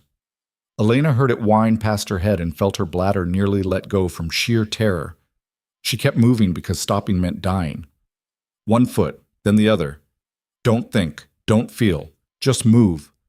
Someone screamed behind her. Elena's head snapped around in time to see one of the women, Rain, she thought, stumble. Her foot had slipped on the ice and she was teetering on the edge, arms windmilling. For a frozen instant, everyone stopped, watching in horror. Then Talon was there, grabbing Rain's arm, hauling her back against the wall with strength that seemed impossible on that narrow ledge. Rain collapsed against the rock, sobbing. Go! Talon barked at her. Now! Rain went, scrambling forward on hands and knees. More gunshots, more shouting. The soldiers were at the base of the cliff now, trying to find a way up. Elena's mind was screaming at her to move faster, but her body wouldn't cooperate. Her legs felt like lead. Her hands were so numb she could barely feel the rock anymore. Then she heard a child's voice crying out ahead of her. Not scared crying, pain crying. She rounded a bend in the trail and saw what had happened. One of the boys, maybe 7 years old, had fallen. Not off the cliff, thank everything, but he'd landed badly and his leg was bent at an angle that made Elena's stomach turn. His mother was crouched over him, trying to get him up, but he screamed every time she touched the leg. People were piling up behind them, unable to pass on the narrow trail, becoming easy targets for the soldiers below. We have to move him, Elena said, dropping to her knees beside the boy. His leg, the mother started. I know, we have to move him anyway. Elena looked up at the people behind her. Someone help me, Keita pushed forward. Together they lifted the screaming child as gently as they could. Elena took his upper body, Keita his legs, and they started moving. The boy's screams cut through the night like a knife. Elena felt each one like a physical blow, but she kept going, had to keep going. A bullet hit the rock inches from her head. She felt the spray of stone chips against her cheek, felt blood start to trickle down. Almost there, she told the boy through gritted teeth. Almost there. You're so brave. So brave. He wasn't brave. He was terrified and in agony and probably going into shock. But Elena kept talking anyway, kept moving, because what else could she do? After an eternity, the trail widened. They'd reached the far side. Stone Bear was there, helping people off the cliff trail onto solid ground. When he saw the injured boy, his face went grim. How bad? He asked Elena. Broken leg. Maybe worse. I can't tell in the dark. Get him away from the edge. We will treat him when everyone is across. Elena and Keita carried the boy about 50 yards from the cliff and set him down as gently as they could. His mother hovered over them, her face streaked with tears. He will be okay? She asked desperately. Elena looked at the leg and wanted to lie, wanted to give the woman hope, but she was so tired of lying. I don't know, she said honestly. I'll do everything I can. She turned back to the cliff trail. People were still coming across, moving as fast as they dared. The soldiers' gunfire had slowed. Either they'd run out of good targets, or they'd realized how useless it was shooting at shadows in the dark. Elena counted heads. 15 people across, 16, 17. Where were the other two? Then she saw Talon emerge from the darkness, supporting an old woman who could barely walk. One more behind them. Blackhawk carrying a child. 19. Everyone was across. Elena felt something in her chest release, a tension she hadn't known she'd been holding. They'd made it. Then she heard Talon shout. Elena spun around in time to see Blackhawk's foot slip. He went down hard, the child flying from his arms. Blackhawk scrabbled at the icy rock, his fingers finding purchase for just a second. Then he slid off the edge and disappeared into the darkness. The child landed hard on the trail, screaming. Talon grabbed him and kept moving, his face like stone, but Blackhawk was gone. The silence that followed his fall was absolute. No one moved, no one breathed. Then Talon stepped off the cliff trail onto solid ground, still carrying the crying child, and said flatly, "We keep moving, now." People obeyed in a daze. They gathered their things, helped those who couldn't walk, and started away from the cliff. Elena stayed where she was for a moment, staring at that void of darkness where Blackhawk had vanished. She barely knew him. He'd argued with Talon constantly, had made it clear he didn't trust her, didn't want her there. But he'd been one of them, and now he was gone. Just like that. In a second. A slip on the ice, and everything he was, everything he could have been, was just gone. Elena felt Nadua's hand on her shoulder. "Come," the older woman said gently. "We must go." Elena nodded numbly and let herself be led away from the cliff. Behind them, they could hear the soldiers still shouting, still searching for a way up. But they were on the wrong side now. The cliff trail was too narrow, too dangerous for armed men to cross in the dark. By the time the sun came up, the group would be miles away. They'd escaped, at the cost of one life. Maybe two, if the boy with the broken leg didn't make it. Elena didn't know if that counted as victory or just another kind of loss. They walked through the night, putting as much distance between themselves and the soldiers as possible. The injured boy had to be carried, his occasional whimpers of pain the only sound in the darkness. By dawn, they'd reached a small valley sheltered by pine trees. Stone Bear called a halt, and people collapsed where they stood, too exhausted to even make camp properly. Elena went immediately to the injured boy. In the growing light, she could see his leg was definitely broken. A clean break, at least, not a compound fracture. That was something. She had Kata help her set it, using straight branches as splints and strips of leather to bind them. The boy screamed through the whole process, but he stayed conscious, which was a good sign. "He needs to stay off it for weeks," Elena told his mother. "Maybe months. And even then, he might walk with a limp." The mother just nodded, tears streaming down her face, and clutched her son close. Elena stood up, her back screaming in protest, and nearly fell over. Talon caught her arm. "When did you last sleep?" he asked. "I don't remember." "Eat, rest. The boy will survive without you for a few hours." "I should—" "That is an order, White Flower." His voice was firm but not unkind. "You are no good to anyone if you collapse." Elena wanted to argue, but she was too tired. She let him guide her to a spot under one of the pine trees where someone had already laid out furs. She was asleep before her head hit the ground. She woke to voices arguing. The sun was high overhead, which meant she'd slept for hours. Elena sat up, her body stiff and aching, and tried to figure out what was happening. Talon and Stone Bear were standing near the center of camp, their voices low but intense. Elena couldn't make out the words, but the tension between them was obvious. Nadua appeared with a bowl of something hot. Elena took it gratefully. "What are they arguing about?" she asked. "What happens next?" Nadua said. "Stone Bear wants to keep moving west. Talon thinks we should find a place to settle, at least for a while." "And you?" Nadua shrugged. "I am too old to have opinions anymore. I will go where the tribe goes." "That's not an answer." "It is the only answer I have." Nadua sat down beside her with a heavy sigh. "I have been running my whole life, White Flower. From settlers, from soldiers, from hunger and disease and death. I am tired of running, but I am also tired of fighting, so I will go where I am told and try to survive one more day."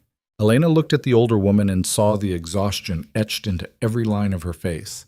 She'd aged another 10 years just in the past day. "We lost Blackhawk," Elena said quietly. "I know. He was a good man." "He was an angry man," Nadua corrected. "But yes, he was also good. He deserved better than to die on that cliff." "Did anyone see what happened to him after he fell?" Nadua shook her head. "It was too dark, too far down. We will never know." They sat in silence for a while, watching the rest of the camp slowly wake up. People moving like ghosts, going through the motions of living without really being present. Finally, Stone Bear and Talon seemed to reach some kind of agreement. Stone Bear raised his hand for attention. "We will stay here for 3 days," he announced. "Rest, heal, then we decide where to go next."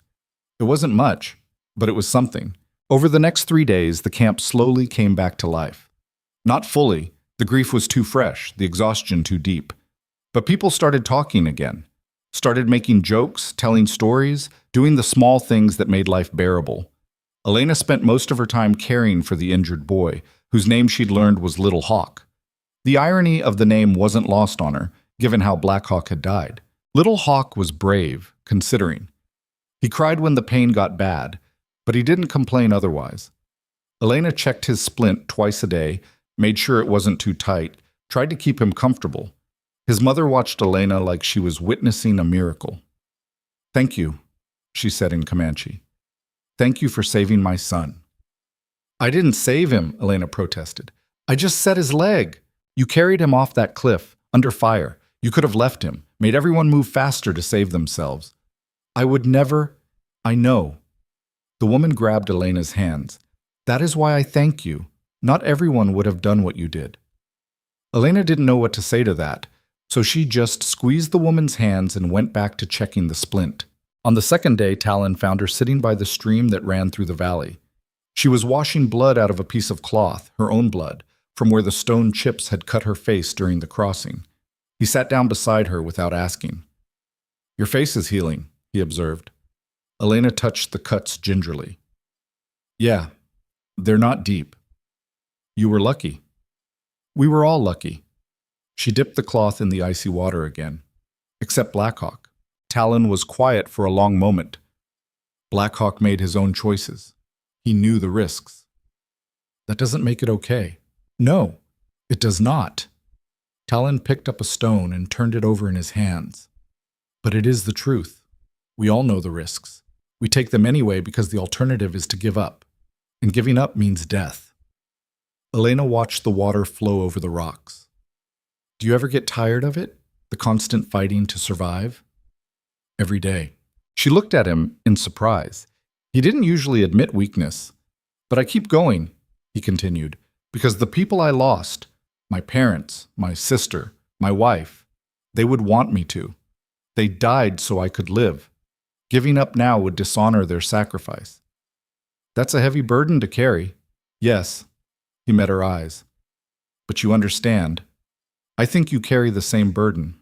Elena thought about her father, about how he had died alone on that road, killed by outlaws for the few possessions he'd carried, about how she'd failed to save him, failed to even find him in time to say goodbye. "Yeah," she said quietly. "I do." They sat together in silence, two people bound by grief and stubborn refusal to quit. Finally, Talon spoke again. "The council will meet tomorrow to decide where we go next." "And?" "Stone Bear wants to go west into the deep desert. He thinks the soldiers will not follow us there." "Will they?" "No. But the desert will kill us just as surely as soldiers would. There is no water, no game, nothing." "So what do you want to do?" Talon was quiet for a long time. "I want to find a place where we can stop running. Build a real camp. Live like people instead of hunted animals." He paused. "But I do not know if such a place exists anymore." Elena didn't have an answer for that. She just reached out and touched his arm, a brief gesture of solidarity. He looked at her hand, then at her face. Something shifted in his expression. "You have changed so much," he said softly, "from the frightened girl I took from that road." "You didn't take a girl. You took a woman who'd already lost everything. And now? Now I'm a woman who's found something worth fighting for." Elena pulled her hand back. "Whether you believe that or not." "I believe it," Talon said. "I have seen it. The way you care for people. The way you threw yourself into danger to save that child. The way you stand with us, even when you could have walked away." He paused. "You are Comanche now, White Flower. In all the ways that matter." The words hit Elena harder than she'd expected. She'd been thinking them herself for weeks now, but hearing them from Talon made them real in a way they hadn't been before. "I don't know if that's true," she said. "I do." Talon stood. "Tomorrow, when the council meets, you should speak. Tell them what you think. You have earned that right." Before Elena could respond, he was gone, leaving her alone by the stream with thoughts that spun too fast to catch. The council met the next morning in a clearing at the center of camp. Everyone gathered, even the children, because this decision affected all of them. Stone Bear spoke first, laying out his plan to head west into the desert. He made it sound reasonable. Follow the dry riverbeds, hunt lizards and snakes, find hidden springs that only the old ones remembered. But Elena could see the doubt in people's faces. They'd barely survived the mountains. The desert would be worse. When Stone Bear finished, Talon spoke. He argued for finding a hidden valley somewhere in the foothills, a place they could defend if necessary, but that wouldn't be immediately obvious to soldiers. "We are not animals," he said. "We are people. We need a home, not just a place to hide." Others chimed in. Gray Fox thought they should split up again, said smaller groups had better chances. Kidda argued they should try to make contact with other tribes, seek alliance and strength in numbers. The debate went on for over an hour, voices rising and falling, frustrations bubbling over. Finally, Stone Bear held up his hand for silence. "We will hear from everyone," he said, "even those who are new among us." His eyes found Elena. "White Flower, you have not spoken. What do you think?" Every eye in the camp turned to her. Elena's mouth went dry. She hadn't expected to be called on, hadn't prepared anything to say, but people were waiting. So she stood, her legs shaking, and spoke. "I think," she said in Comanche, her accent still terrible, but her meaning clear, "that you cannot choose between survival and living. You need both." She took a breath. "The desert will keep you alive, maybe, but it will kill your spirits. You will survive, but you will lose everything that makes you who you are." She looked around the circle, meeting people's eyes. "And hiding in the mountains forever is not living either. You cannot raise children in caves, cannot teach them your ways when you are always running." She paused. "My people, my old people, they tried to destroy you because they feared you, because you were different. If you let that fear change you, let it make you into something less than you are, then they win, even if you survive." The silence that followed was heavy. Then Nadua spoke. "What do you suggest, White Flower?" Elena hadn't thought that far ahead, but now, standing in front of everyone, she found words coming. "I think you need to stop running.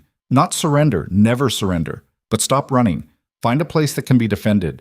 Build a real camp, and if the soldiers come—" She met Talon's eyes. "Then you fight, on your terms, on your ground. You make them pay for every inch." "That is suicide," someone muttered. "Maybe," Elena agreed, "but so is running forever.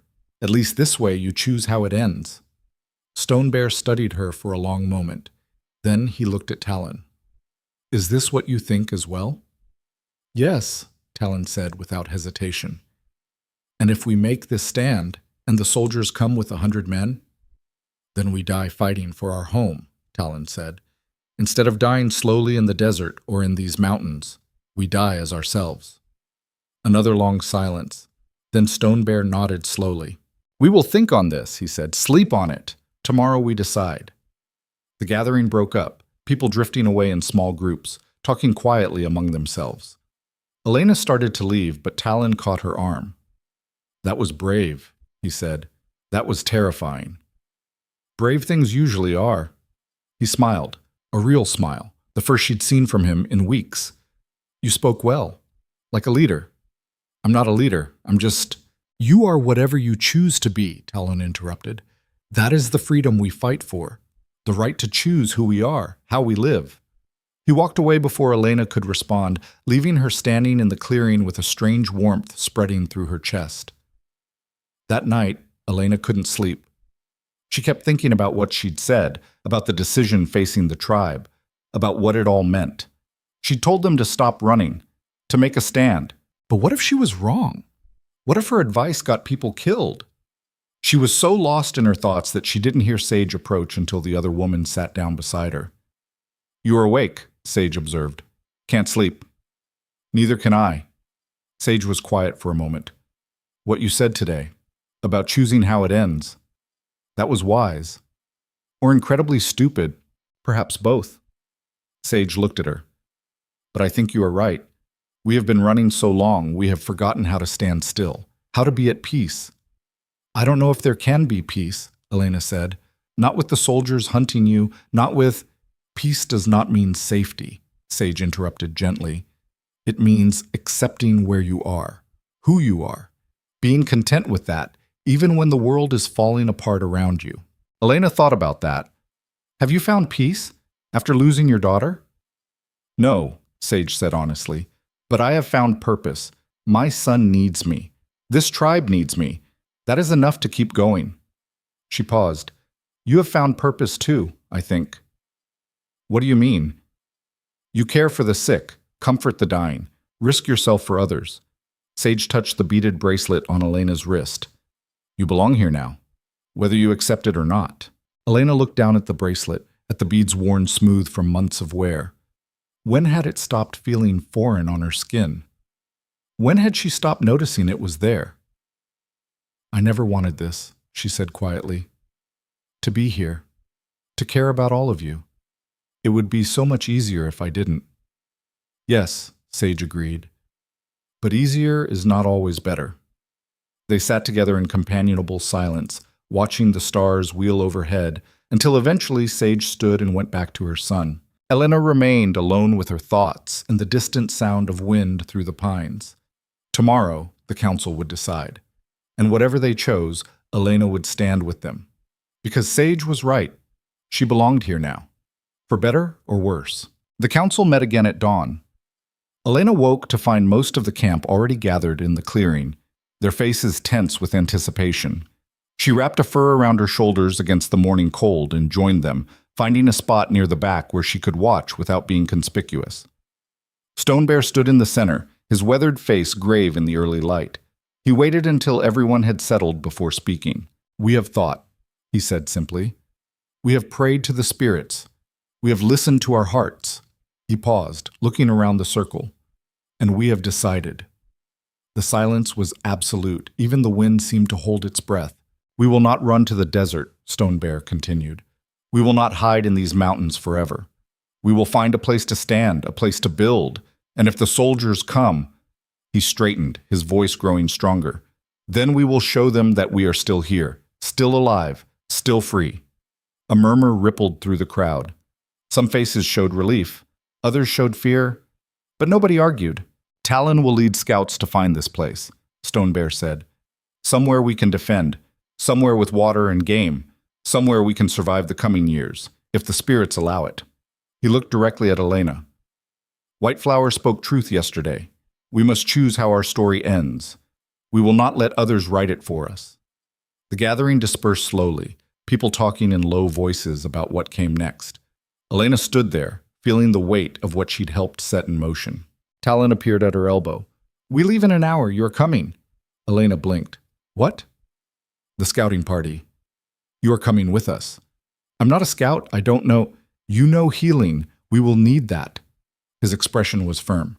And you have earned the right to help choose where we make our stand. Before Elena could argue further, he was gone, barking orders at the other warriors. Elena looked around and found Nadua watching her with an amused expression. Go, the older woman said. Do not make him ask twice. His pride cannot take it. But Little Hawk will be fine with me for a few days. Go, find us a home. The scouting party consisted of 6 people. Talon, Gray Fox, Running Wolf, a young woman named Deer Who Runs, and 2 others Elena didn't know well. And her, apparently, though she still wasn't sure why she'd been included. They traveled light, carrying only weapons, water skins, and minimal supplies. The plan was to cover ground quickly, survey several possible locations, and return within 5 days. The first day was brutal. They moved at a pace Elena struggled to match, ranging through hills and valleys, checking water sources, looking for defensible positions. Talon seemed to know exactly what he was looking for, though he didn't share the criteria with anyone. By nightfall, Elena's legs were trembling with exhaustion. But she didn't complain, didn't ask to slow down. She'd asked to be here, in a way. Asked to be treated as one of them. That meant keeping up. They made camp in a small canyon as the sun set. No fire, too risky with soldiers still searching for them. They ate cold, dried meat and drank sparingly from the water skins.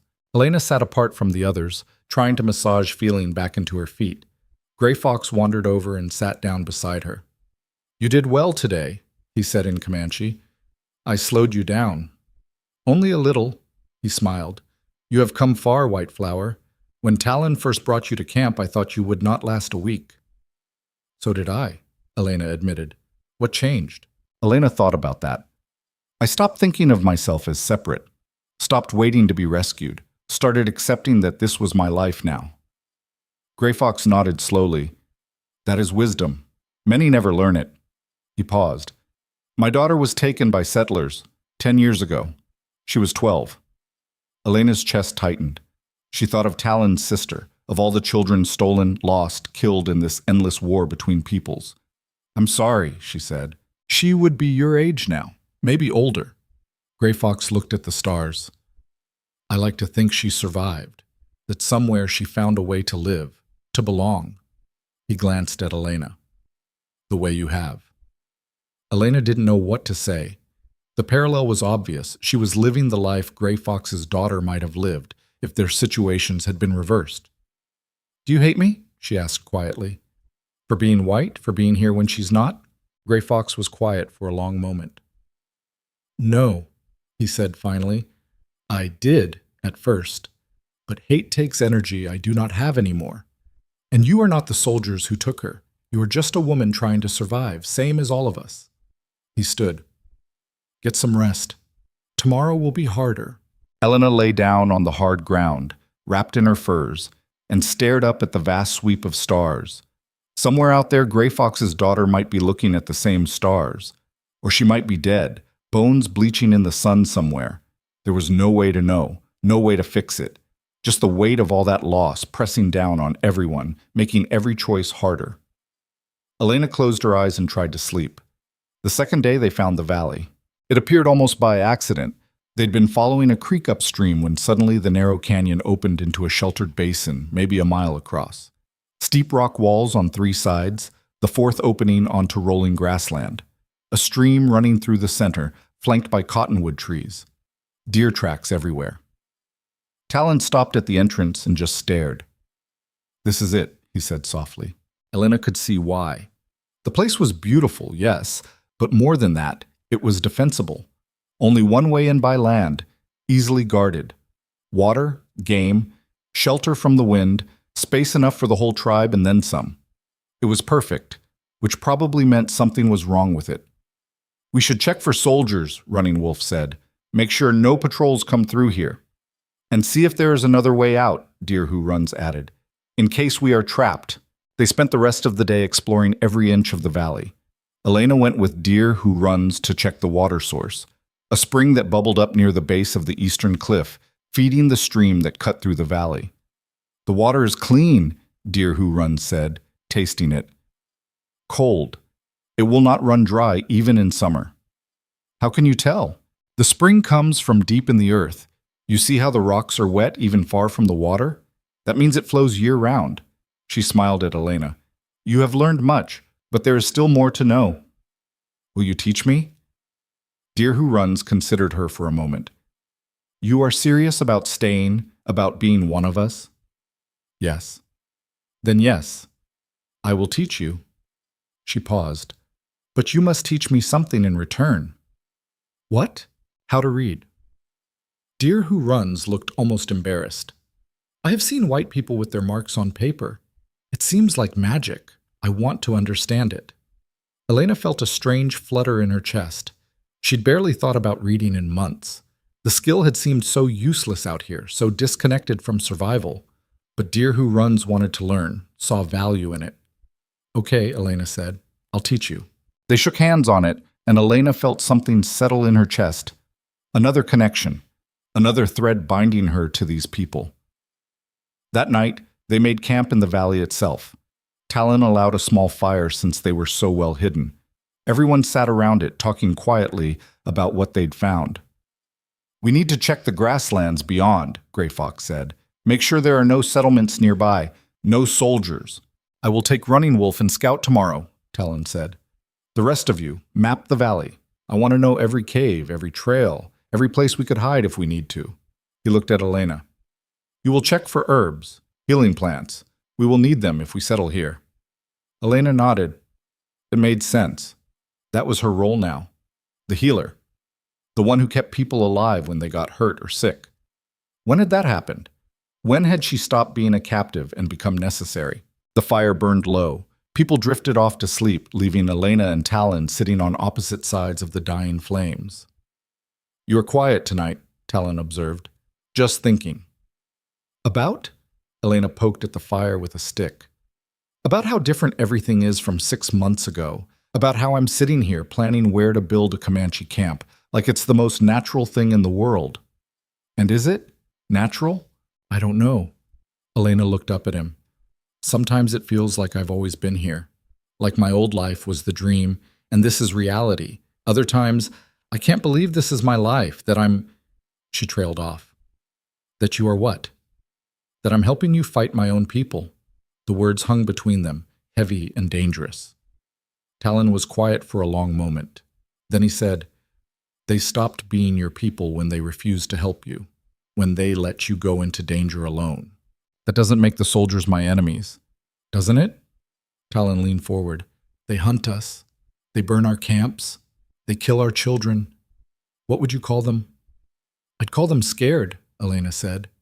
"Scared of what they don't understand, scared of losing their land, their families, same as you." "That does not excuse what they do."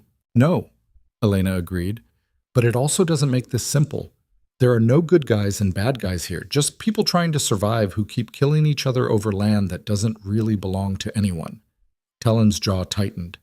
"This land is ours. Our ancestors are buried here. Our spirits walk here. We have always been here. And the settlers think it's theirs because they built on it, claimed it, bled for it." Elena met his eyes. "You're both right, and both wrong, and people keep dying because neither side can see past their own truth. So what would you have us do? Surrender? Let them take everything?" "No, no," Elena said firmly. "I would have you survive, however you can, even if that means fighting, even if that means I'm standing against people who look like me." She paused. "Because the truth is, I'm not one of them anymore, but I'm not fully one of you either. I'm something in between, and maybe that's okay." Talon stared at her for a long moment. Then, unexpectedly, he smiled. "What?" Elena asked. "You have become wise, White Flower. Wiser than many who have lived twice your years." "I don't feel wise. I feel confused most of the time." "That is wisdom," Talon said. "Knowing that you do not know everything. That truth is complicated." He stood. "Get some sleep. Tomorrow will be long." Elena watched him walk away, then looked back at the fire. In between. Neither one thing nor another. Maybe that's exactly where she needed to be. The next 3 days passed in a blur of work. While Talon and Running Wolf scouted the surrounding area, Elena and the others mapped every inch of the valley. She found dozens of useful plants: yarrow for stopping bleeding, willow bark for pain, sage for infections. She marked where each grew, making mental notes of what could be harvested when. Deer Who Runs showed her which berries would ripen in summer, where the best fishing spots were in the creek, how to read animal tracks to know what lived in the valley. In return, Elena taught her the alphabet. They scratched letters in the dirt with sticks, Deer Who Runs practicing the shapes over and over until she could write her own name. "This is power," Deer Who Runs said, staring at the marks. "To make words that last, that can be seen by others far away." "It can be," Elena agreed, "but it's also just a tool, like a knife or a bow. What matters is how you use it." On the 4th day, Talon and Running Wolf returned with news.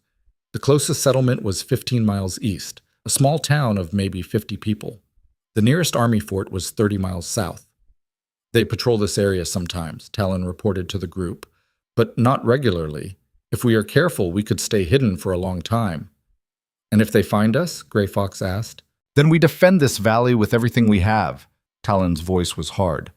"Make it cost them so much that they think twice about coming back." Everyone was quiet, absorbing that. Finally, Gray Fox spoke. "Then we have found our home." They returned to the main camp the next day, arriving just after sunset. The entire tribe gathered to hear what they'd found, and when Talon described the valley, Elena could see hope kindle in people's eyes for the first time in months. We will move camp in 3 days, Stone Bear announced. Give everyone time to prepare, to rest. Then we go to our new home. That night, there was almost a festive atmosphere in camp. People talked and laughed, made plans for where they would build their lodges, what they would plant in spring. Elena sat with Nadua, watching the celebration with mixed feelings. You are not happy? Nadua asked. I am. It's just... Elena struggled to find the words. What if I'm wrong? What if this valley becomes a trap instead of a home? Then we will deal with it when it happens, Nadua said pragmatically. But for tonight, let people have hope. They have had so little of it lately. Elena nodded, trying to push down her doubts. Sage appeared with Little Hawk, who was walking now with a crutch Gray Fox had made him. The boy's leg was healing well. He'd probably always limp, but he'd walk. White Flower, Sage said. I heard you found a beautiful place. It is, Elena admitted. You'll like it. Will I have a home there, a real home? The question was so simple, so earnest, that Elena felt her throat tighten. Yes, she said. We all will. Sage smiled, the first real smile Elena had seen from her since her daughter died, and moved on with Little Hawk. Nadua bumped Elena's shoulder. See? Hope. Sometimes that is all we need to keep going. The journey to the valley took 2 days. The whole tribe moved together this time, 19 people and what few possessions they'd managed to keep through months of running. Elena walked near the middle of the group, helping Kata carry supplies. The older woman had grown frailer over the winter, but she refused to ride, insisted on pulling her own weight. You are stubborn, Elena told her in Comanche. I am old, Kata corrected. There is a difference. When you are old, you must be stubborn or you die. They reached the valley at dusk on the second day. Elena watched people's faces as they entered, saw the wonder, the relief, the cautious joy. Children ran ahead to the creek, splashing in the water and laughing. Women walked through the grass, already planning where to gather, where to build. The warriors spread out, checking sightlines, marking good positions for sentries. Stone Bear stood in the valley's center and raised his arms to the sky. He spoke in Comanche, words of gratitude to the spirits, words of hope for the future. Elena stood beside Talon, watching it all unfold. We did it, she said softly. We found a place, Talon corrected. Keeping it will be harder. You always see the problems. Someone has to. But he was almost smiling. Though I am glad to be wrong this time. This valley is good. We can make a life here. We can try, Elena said. Over the next few weeks, the valley transformed. Lodges went up along the creek, spaced far enough apart for privacy, but close enough for community. Women established gardens in the sunny spots, planting seeds they'd carefully preserved through the winter. The warriors built a corral for the horses and cleared training grounds. Elena threw herself into the work. She helped tan hides for lodge coverings, gathered stones for fire pits, hauled water until her back ached. And in her spare time, she started teaching deer who runs to read, using charcoal on scraped hide to form letters. Other people noticed. Children started gathering to watch, curious about the strange marks. Soon Elena had a half-dozen students, all eager to learn this white man's magic. Talon found her one evening surrounded by children practicing their letters. You are starting a school, he observed. I guess I am. Elena looked up at him. Is that okay? Why would it not be? Because it's, I don't know, white, foreign. Knowledge is knowledge, Talon said. It does not belong to one people or another. If our children can read the white man's words, they will be stronger, better able to defend themselves. Elena thought about that. You're thinking long term. Someone has to. He crouched down beside her. We will not be hidden here forever. Eventually, we will have to deal with the outside world again. When that time comes, I want our people to be ready. Ready for what? For whatever comes. His expression was serious. You were right, back on that mountain. We cannot just survive. We must live, must grow, must adapt. He paused. You have shown us that change does not mean surrender. It means evolution. Elena felt something warm bloom in her chest. That's very philosophical for a warrior. Warriors have time to think between battles. He stood. Keep teaching. It is good work. Spring came slowly to the valley, but it came. The grass turned green, wildflowers bloomed in impossible colors, the creek swelled with snowmelt from the mountains, and fish returned to spawn. The tribe began to heal. People gained weight as food became more plentiful. Children played instead of just surviving. Laughter returned to the camp. Elena watched it all with a mixture of pride and persistent worry. Because Talon was right. This peace couldn't last forever. Sooner or later, the outside world would intrude. It happened on a warm morning in early April. Elena was teaching her students when one of the sentries came running into camp, shouting. She stood immediately, her heart hammering. "Riders," the sentry gasped. "Coming from the east, 10 men, maybe more." The camp exploded into action. Warriors grabbed weapons. Women gathered children. Everyone moved to defensive positions they'd practiced but never had to use. Elena found herself standing with Nadua and the other women, a knife in her hand that she barely remembered grabbing. Talon appeared, his face grim. "Everyone stay calm. Let me talk to them first." "And if talking fails," Grey Fox asked, "then we fight." Talon looked around at his people. "But we try words first." He walked toward the valley entrance, 3 other warriors flanking him.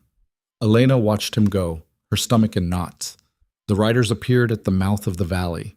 In the bright sunlight, Elena could see them clearly, 10 men on horseback wearing the blue uniforms of the U.S. Army. Her breath caught. After months of running from soldiers, here they were. Talon raised his hand in a gesture of peace, stopped about 50 yards from the riders.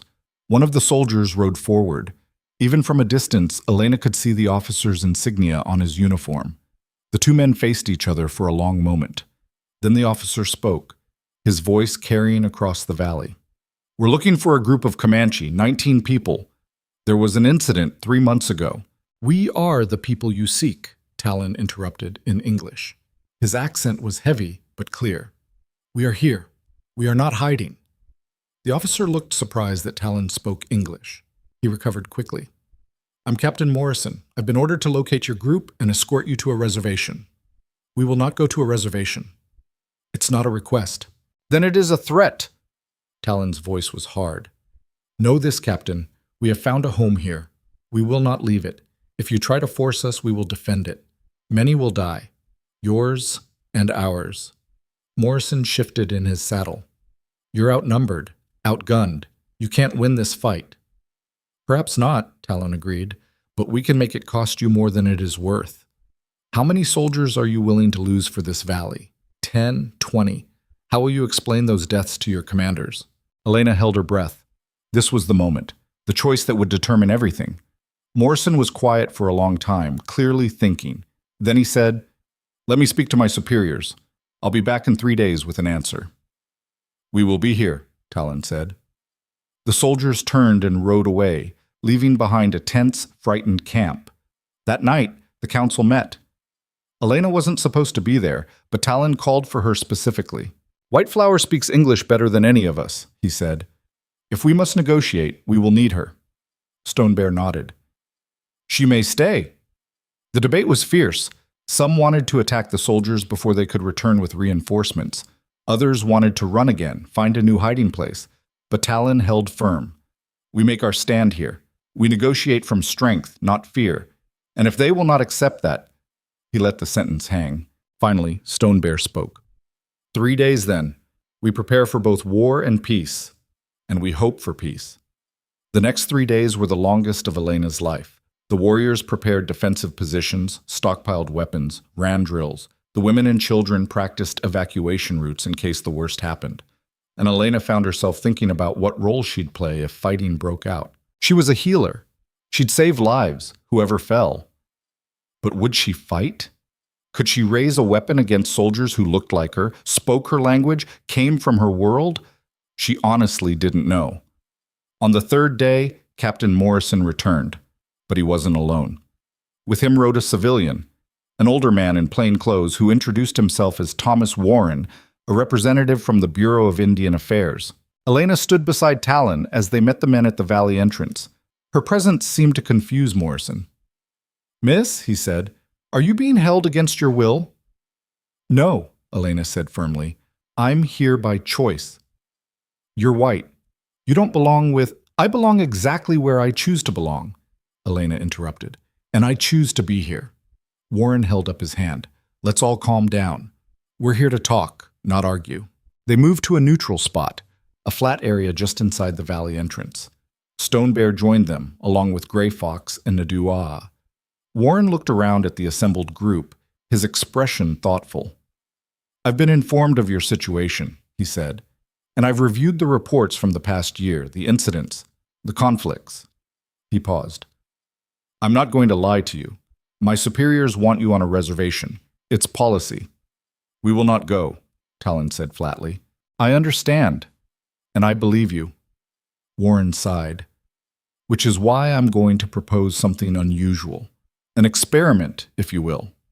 Everyone waited. "What if," Warren continued, "you stayed here? This valley is remote enough that you're not a threat to nearby settlements. If you agree to certain conditions, no raids, no attacks on travelers, peaceful trade with nearby towns, I might be able to convince my superiors to overlook your presence here."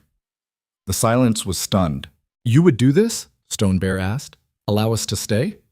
"Not exactly," Warren said carefully. "Officially, you would still be required to move to a reservation. But if you fail to comply, and if searching for you in these mountains proved too costly and dangerous," he shrugged. "Well, the army has bigger problems elsewhere." Elena saw what he was offering, plausible deniability, a way for both sides to save face. "What are these conditions?" Talon asked suspiciously. "Peace. That's the main one. No attacks on settlers, no theft, no violence. In return, you'd be left alone." Warren looked directly at Elena. "And perhaps having someone who can translate, who understands both worlds, might help maintain that peace." Elena felt everyone's eyes turn to her. "You want me to be a mediator," she said. "I want you to help prevent more bloodshed," Warren corrected. "Can you do that?" Elena looked at Talon, at Stone Bear, at Nadua, saw the hope in their faces mixing with distrust. "I can try," she said finally. The negotiations took hours, back and forth, arguing over details, establishing boundaries and rules. Elena translated, clarified, helped both sides understand what the other was really saying. By sunset, they had an agreement. The tribe would stay in the valley. They'd trade peacefully with nearby settlements. In return, the army would lose interest in searching for them. It wasn't perfect. It wasn't even really legal by the government standards. But it was a chance, a fragile, tentative chance at peace. Warren and Morrison left with promises to return in 3 months to check on how things were going. After they were gone, the camp was silent. People seemed afraid to believe it was real. Then Stone Bear started laughing, deep, genuine laughter that made his whole body shake. "We have won," he said, "not with weapons, not with blood, but with words, with wisdom." He looked at Elena. "Thank you, White Flower. You have given us a future." Elena felt tears prick her eyes. "We all did this together." That night, the camp celebrated. For the first time in over a year, people sang and danced without fear of being overheard. Children played late into the night. Even the warriors relaxed their vigilance, at least for a few hours. Elena found herself sitting with Talon on a small rise overlooking the valley, watching the celebration below. "Did we really just make peace with the army?" she asked.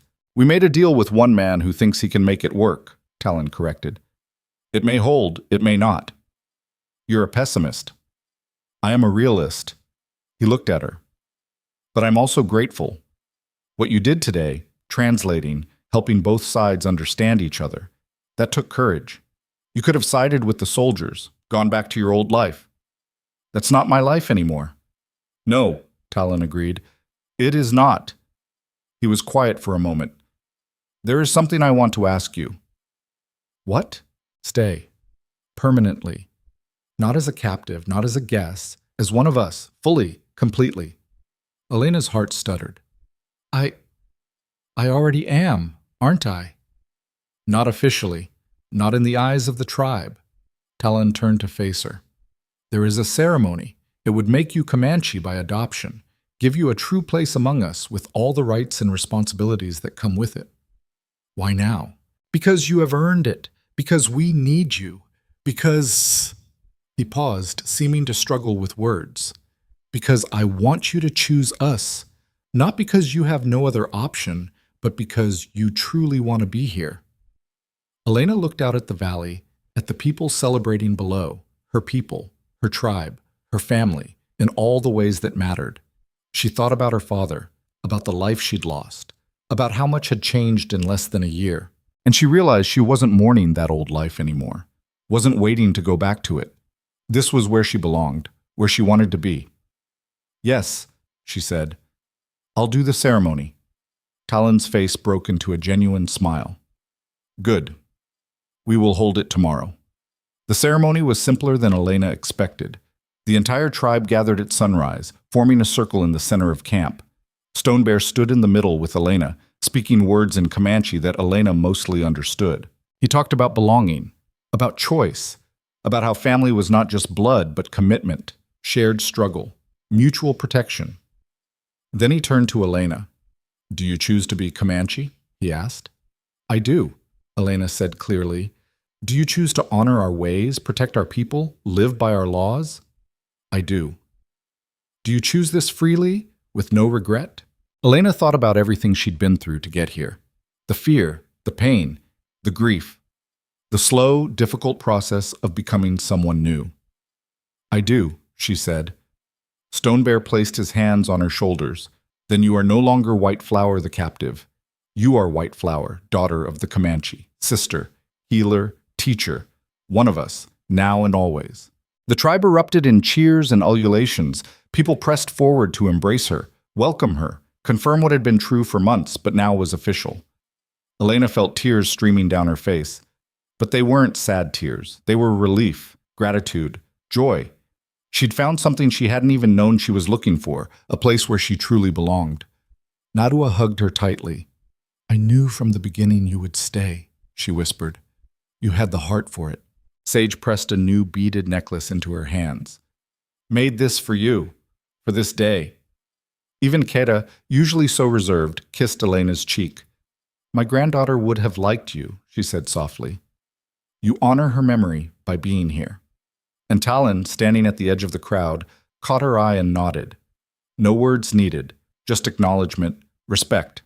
Welcome home. The months that followed were not easy. The peace with the army held, but it was fragile. There were incidents, a few young warriors who didn't trust the agreement and had to be restrained, settlers who came too close to the valley and had to be warned away, misunderstandings that required Elena to travel to nearby towns and mediate. But slowly, carefully, a new normal emerged. The tribe traded game and hides for metal tools and cloth. Nearby settlers learned that the Comanche and the valley were peaceful neighbors, not threats. Children grew up knowing both worlds, speaking both Comanche and English, learning traditional ways and new skills. Elena's school expanded. She taught reading and writing to anyone interested, while also learning more and more of the old ways from Nadua, Kira, and the other elders. She became the bridge between two worlds, respected in both, and somewhere along the way, her relationship with Talon shifted. The careful distance they'd maintained dissolved into something warmer.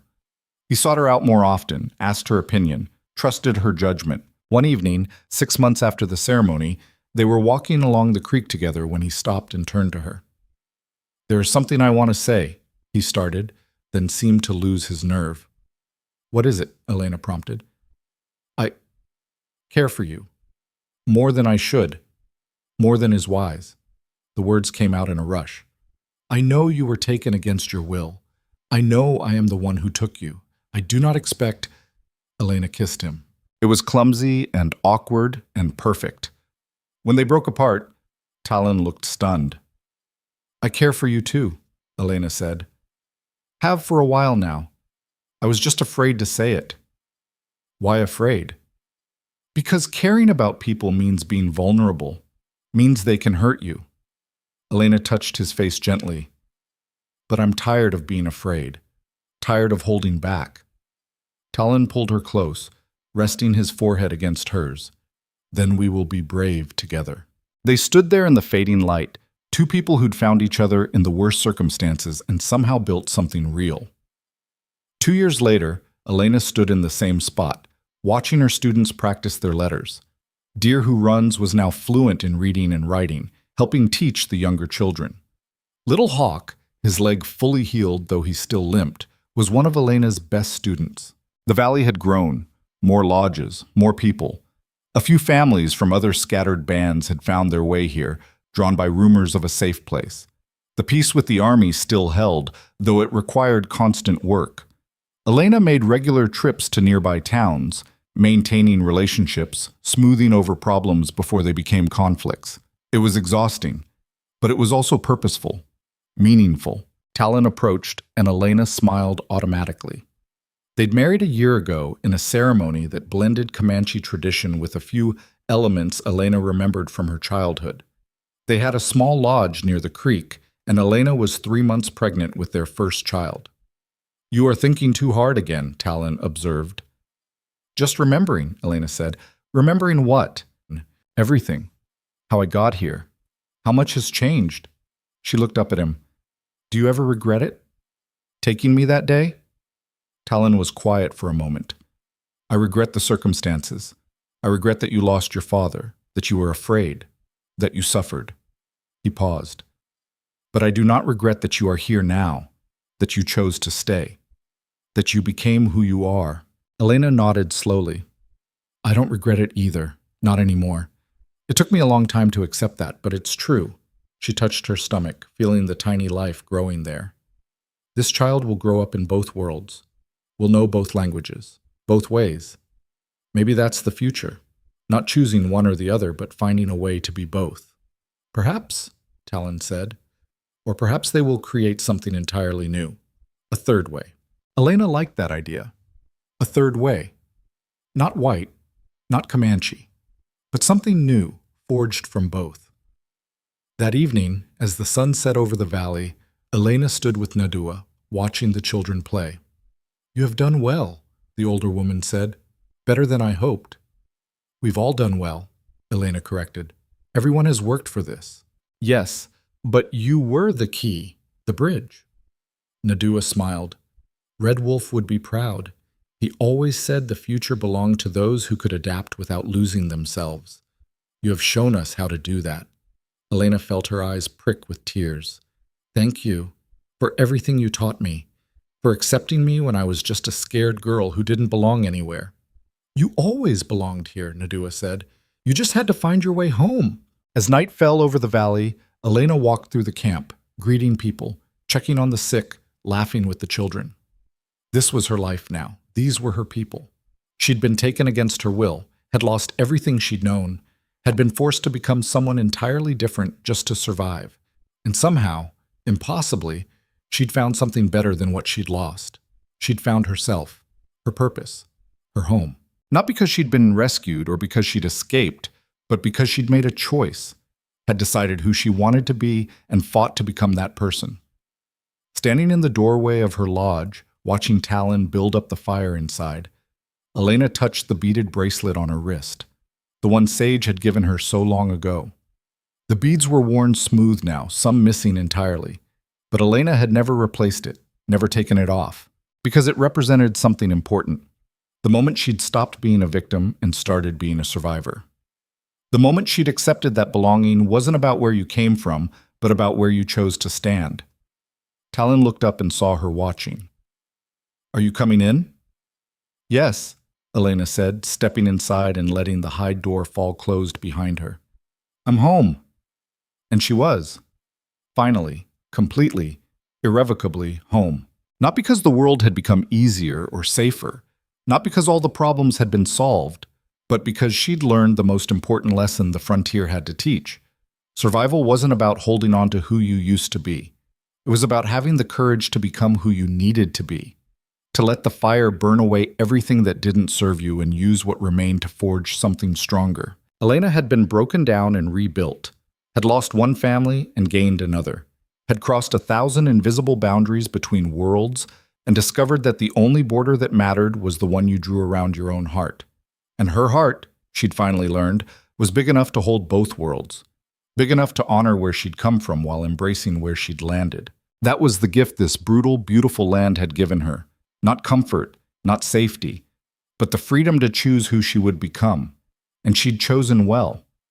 Outside, under the vast western sky, the stars wheeled overhead the same as they always had, indifferent to human struggles, indifferent to the small victories and tragedies that made up a life. But inside the lodge, there was warmth, there was love, there was hope for tomorrow. And for Elena Cross, no, for White Flower of the Comanche, that was enough. That was everything.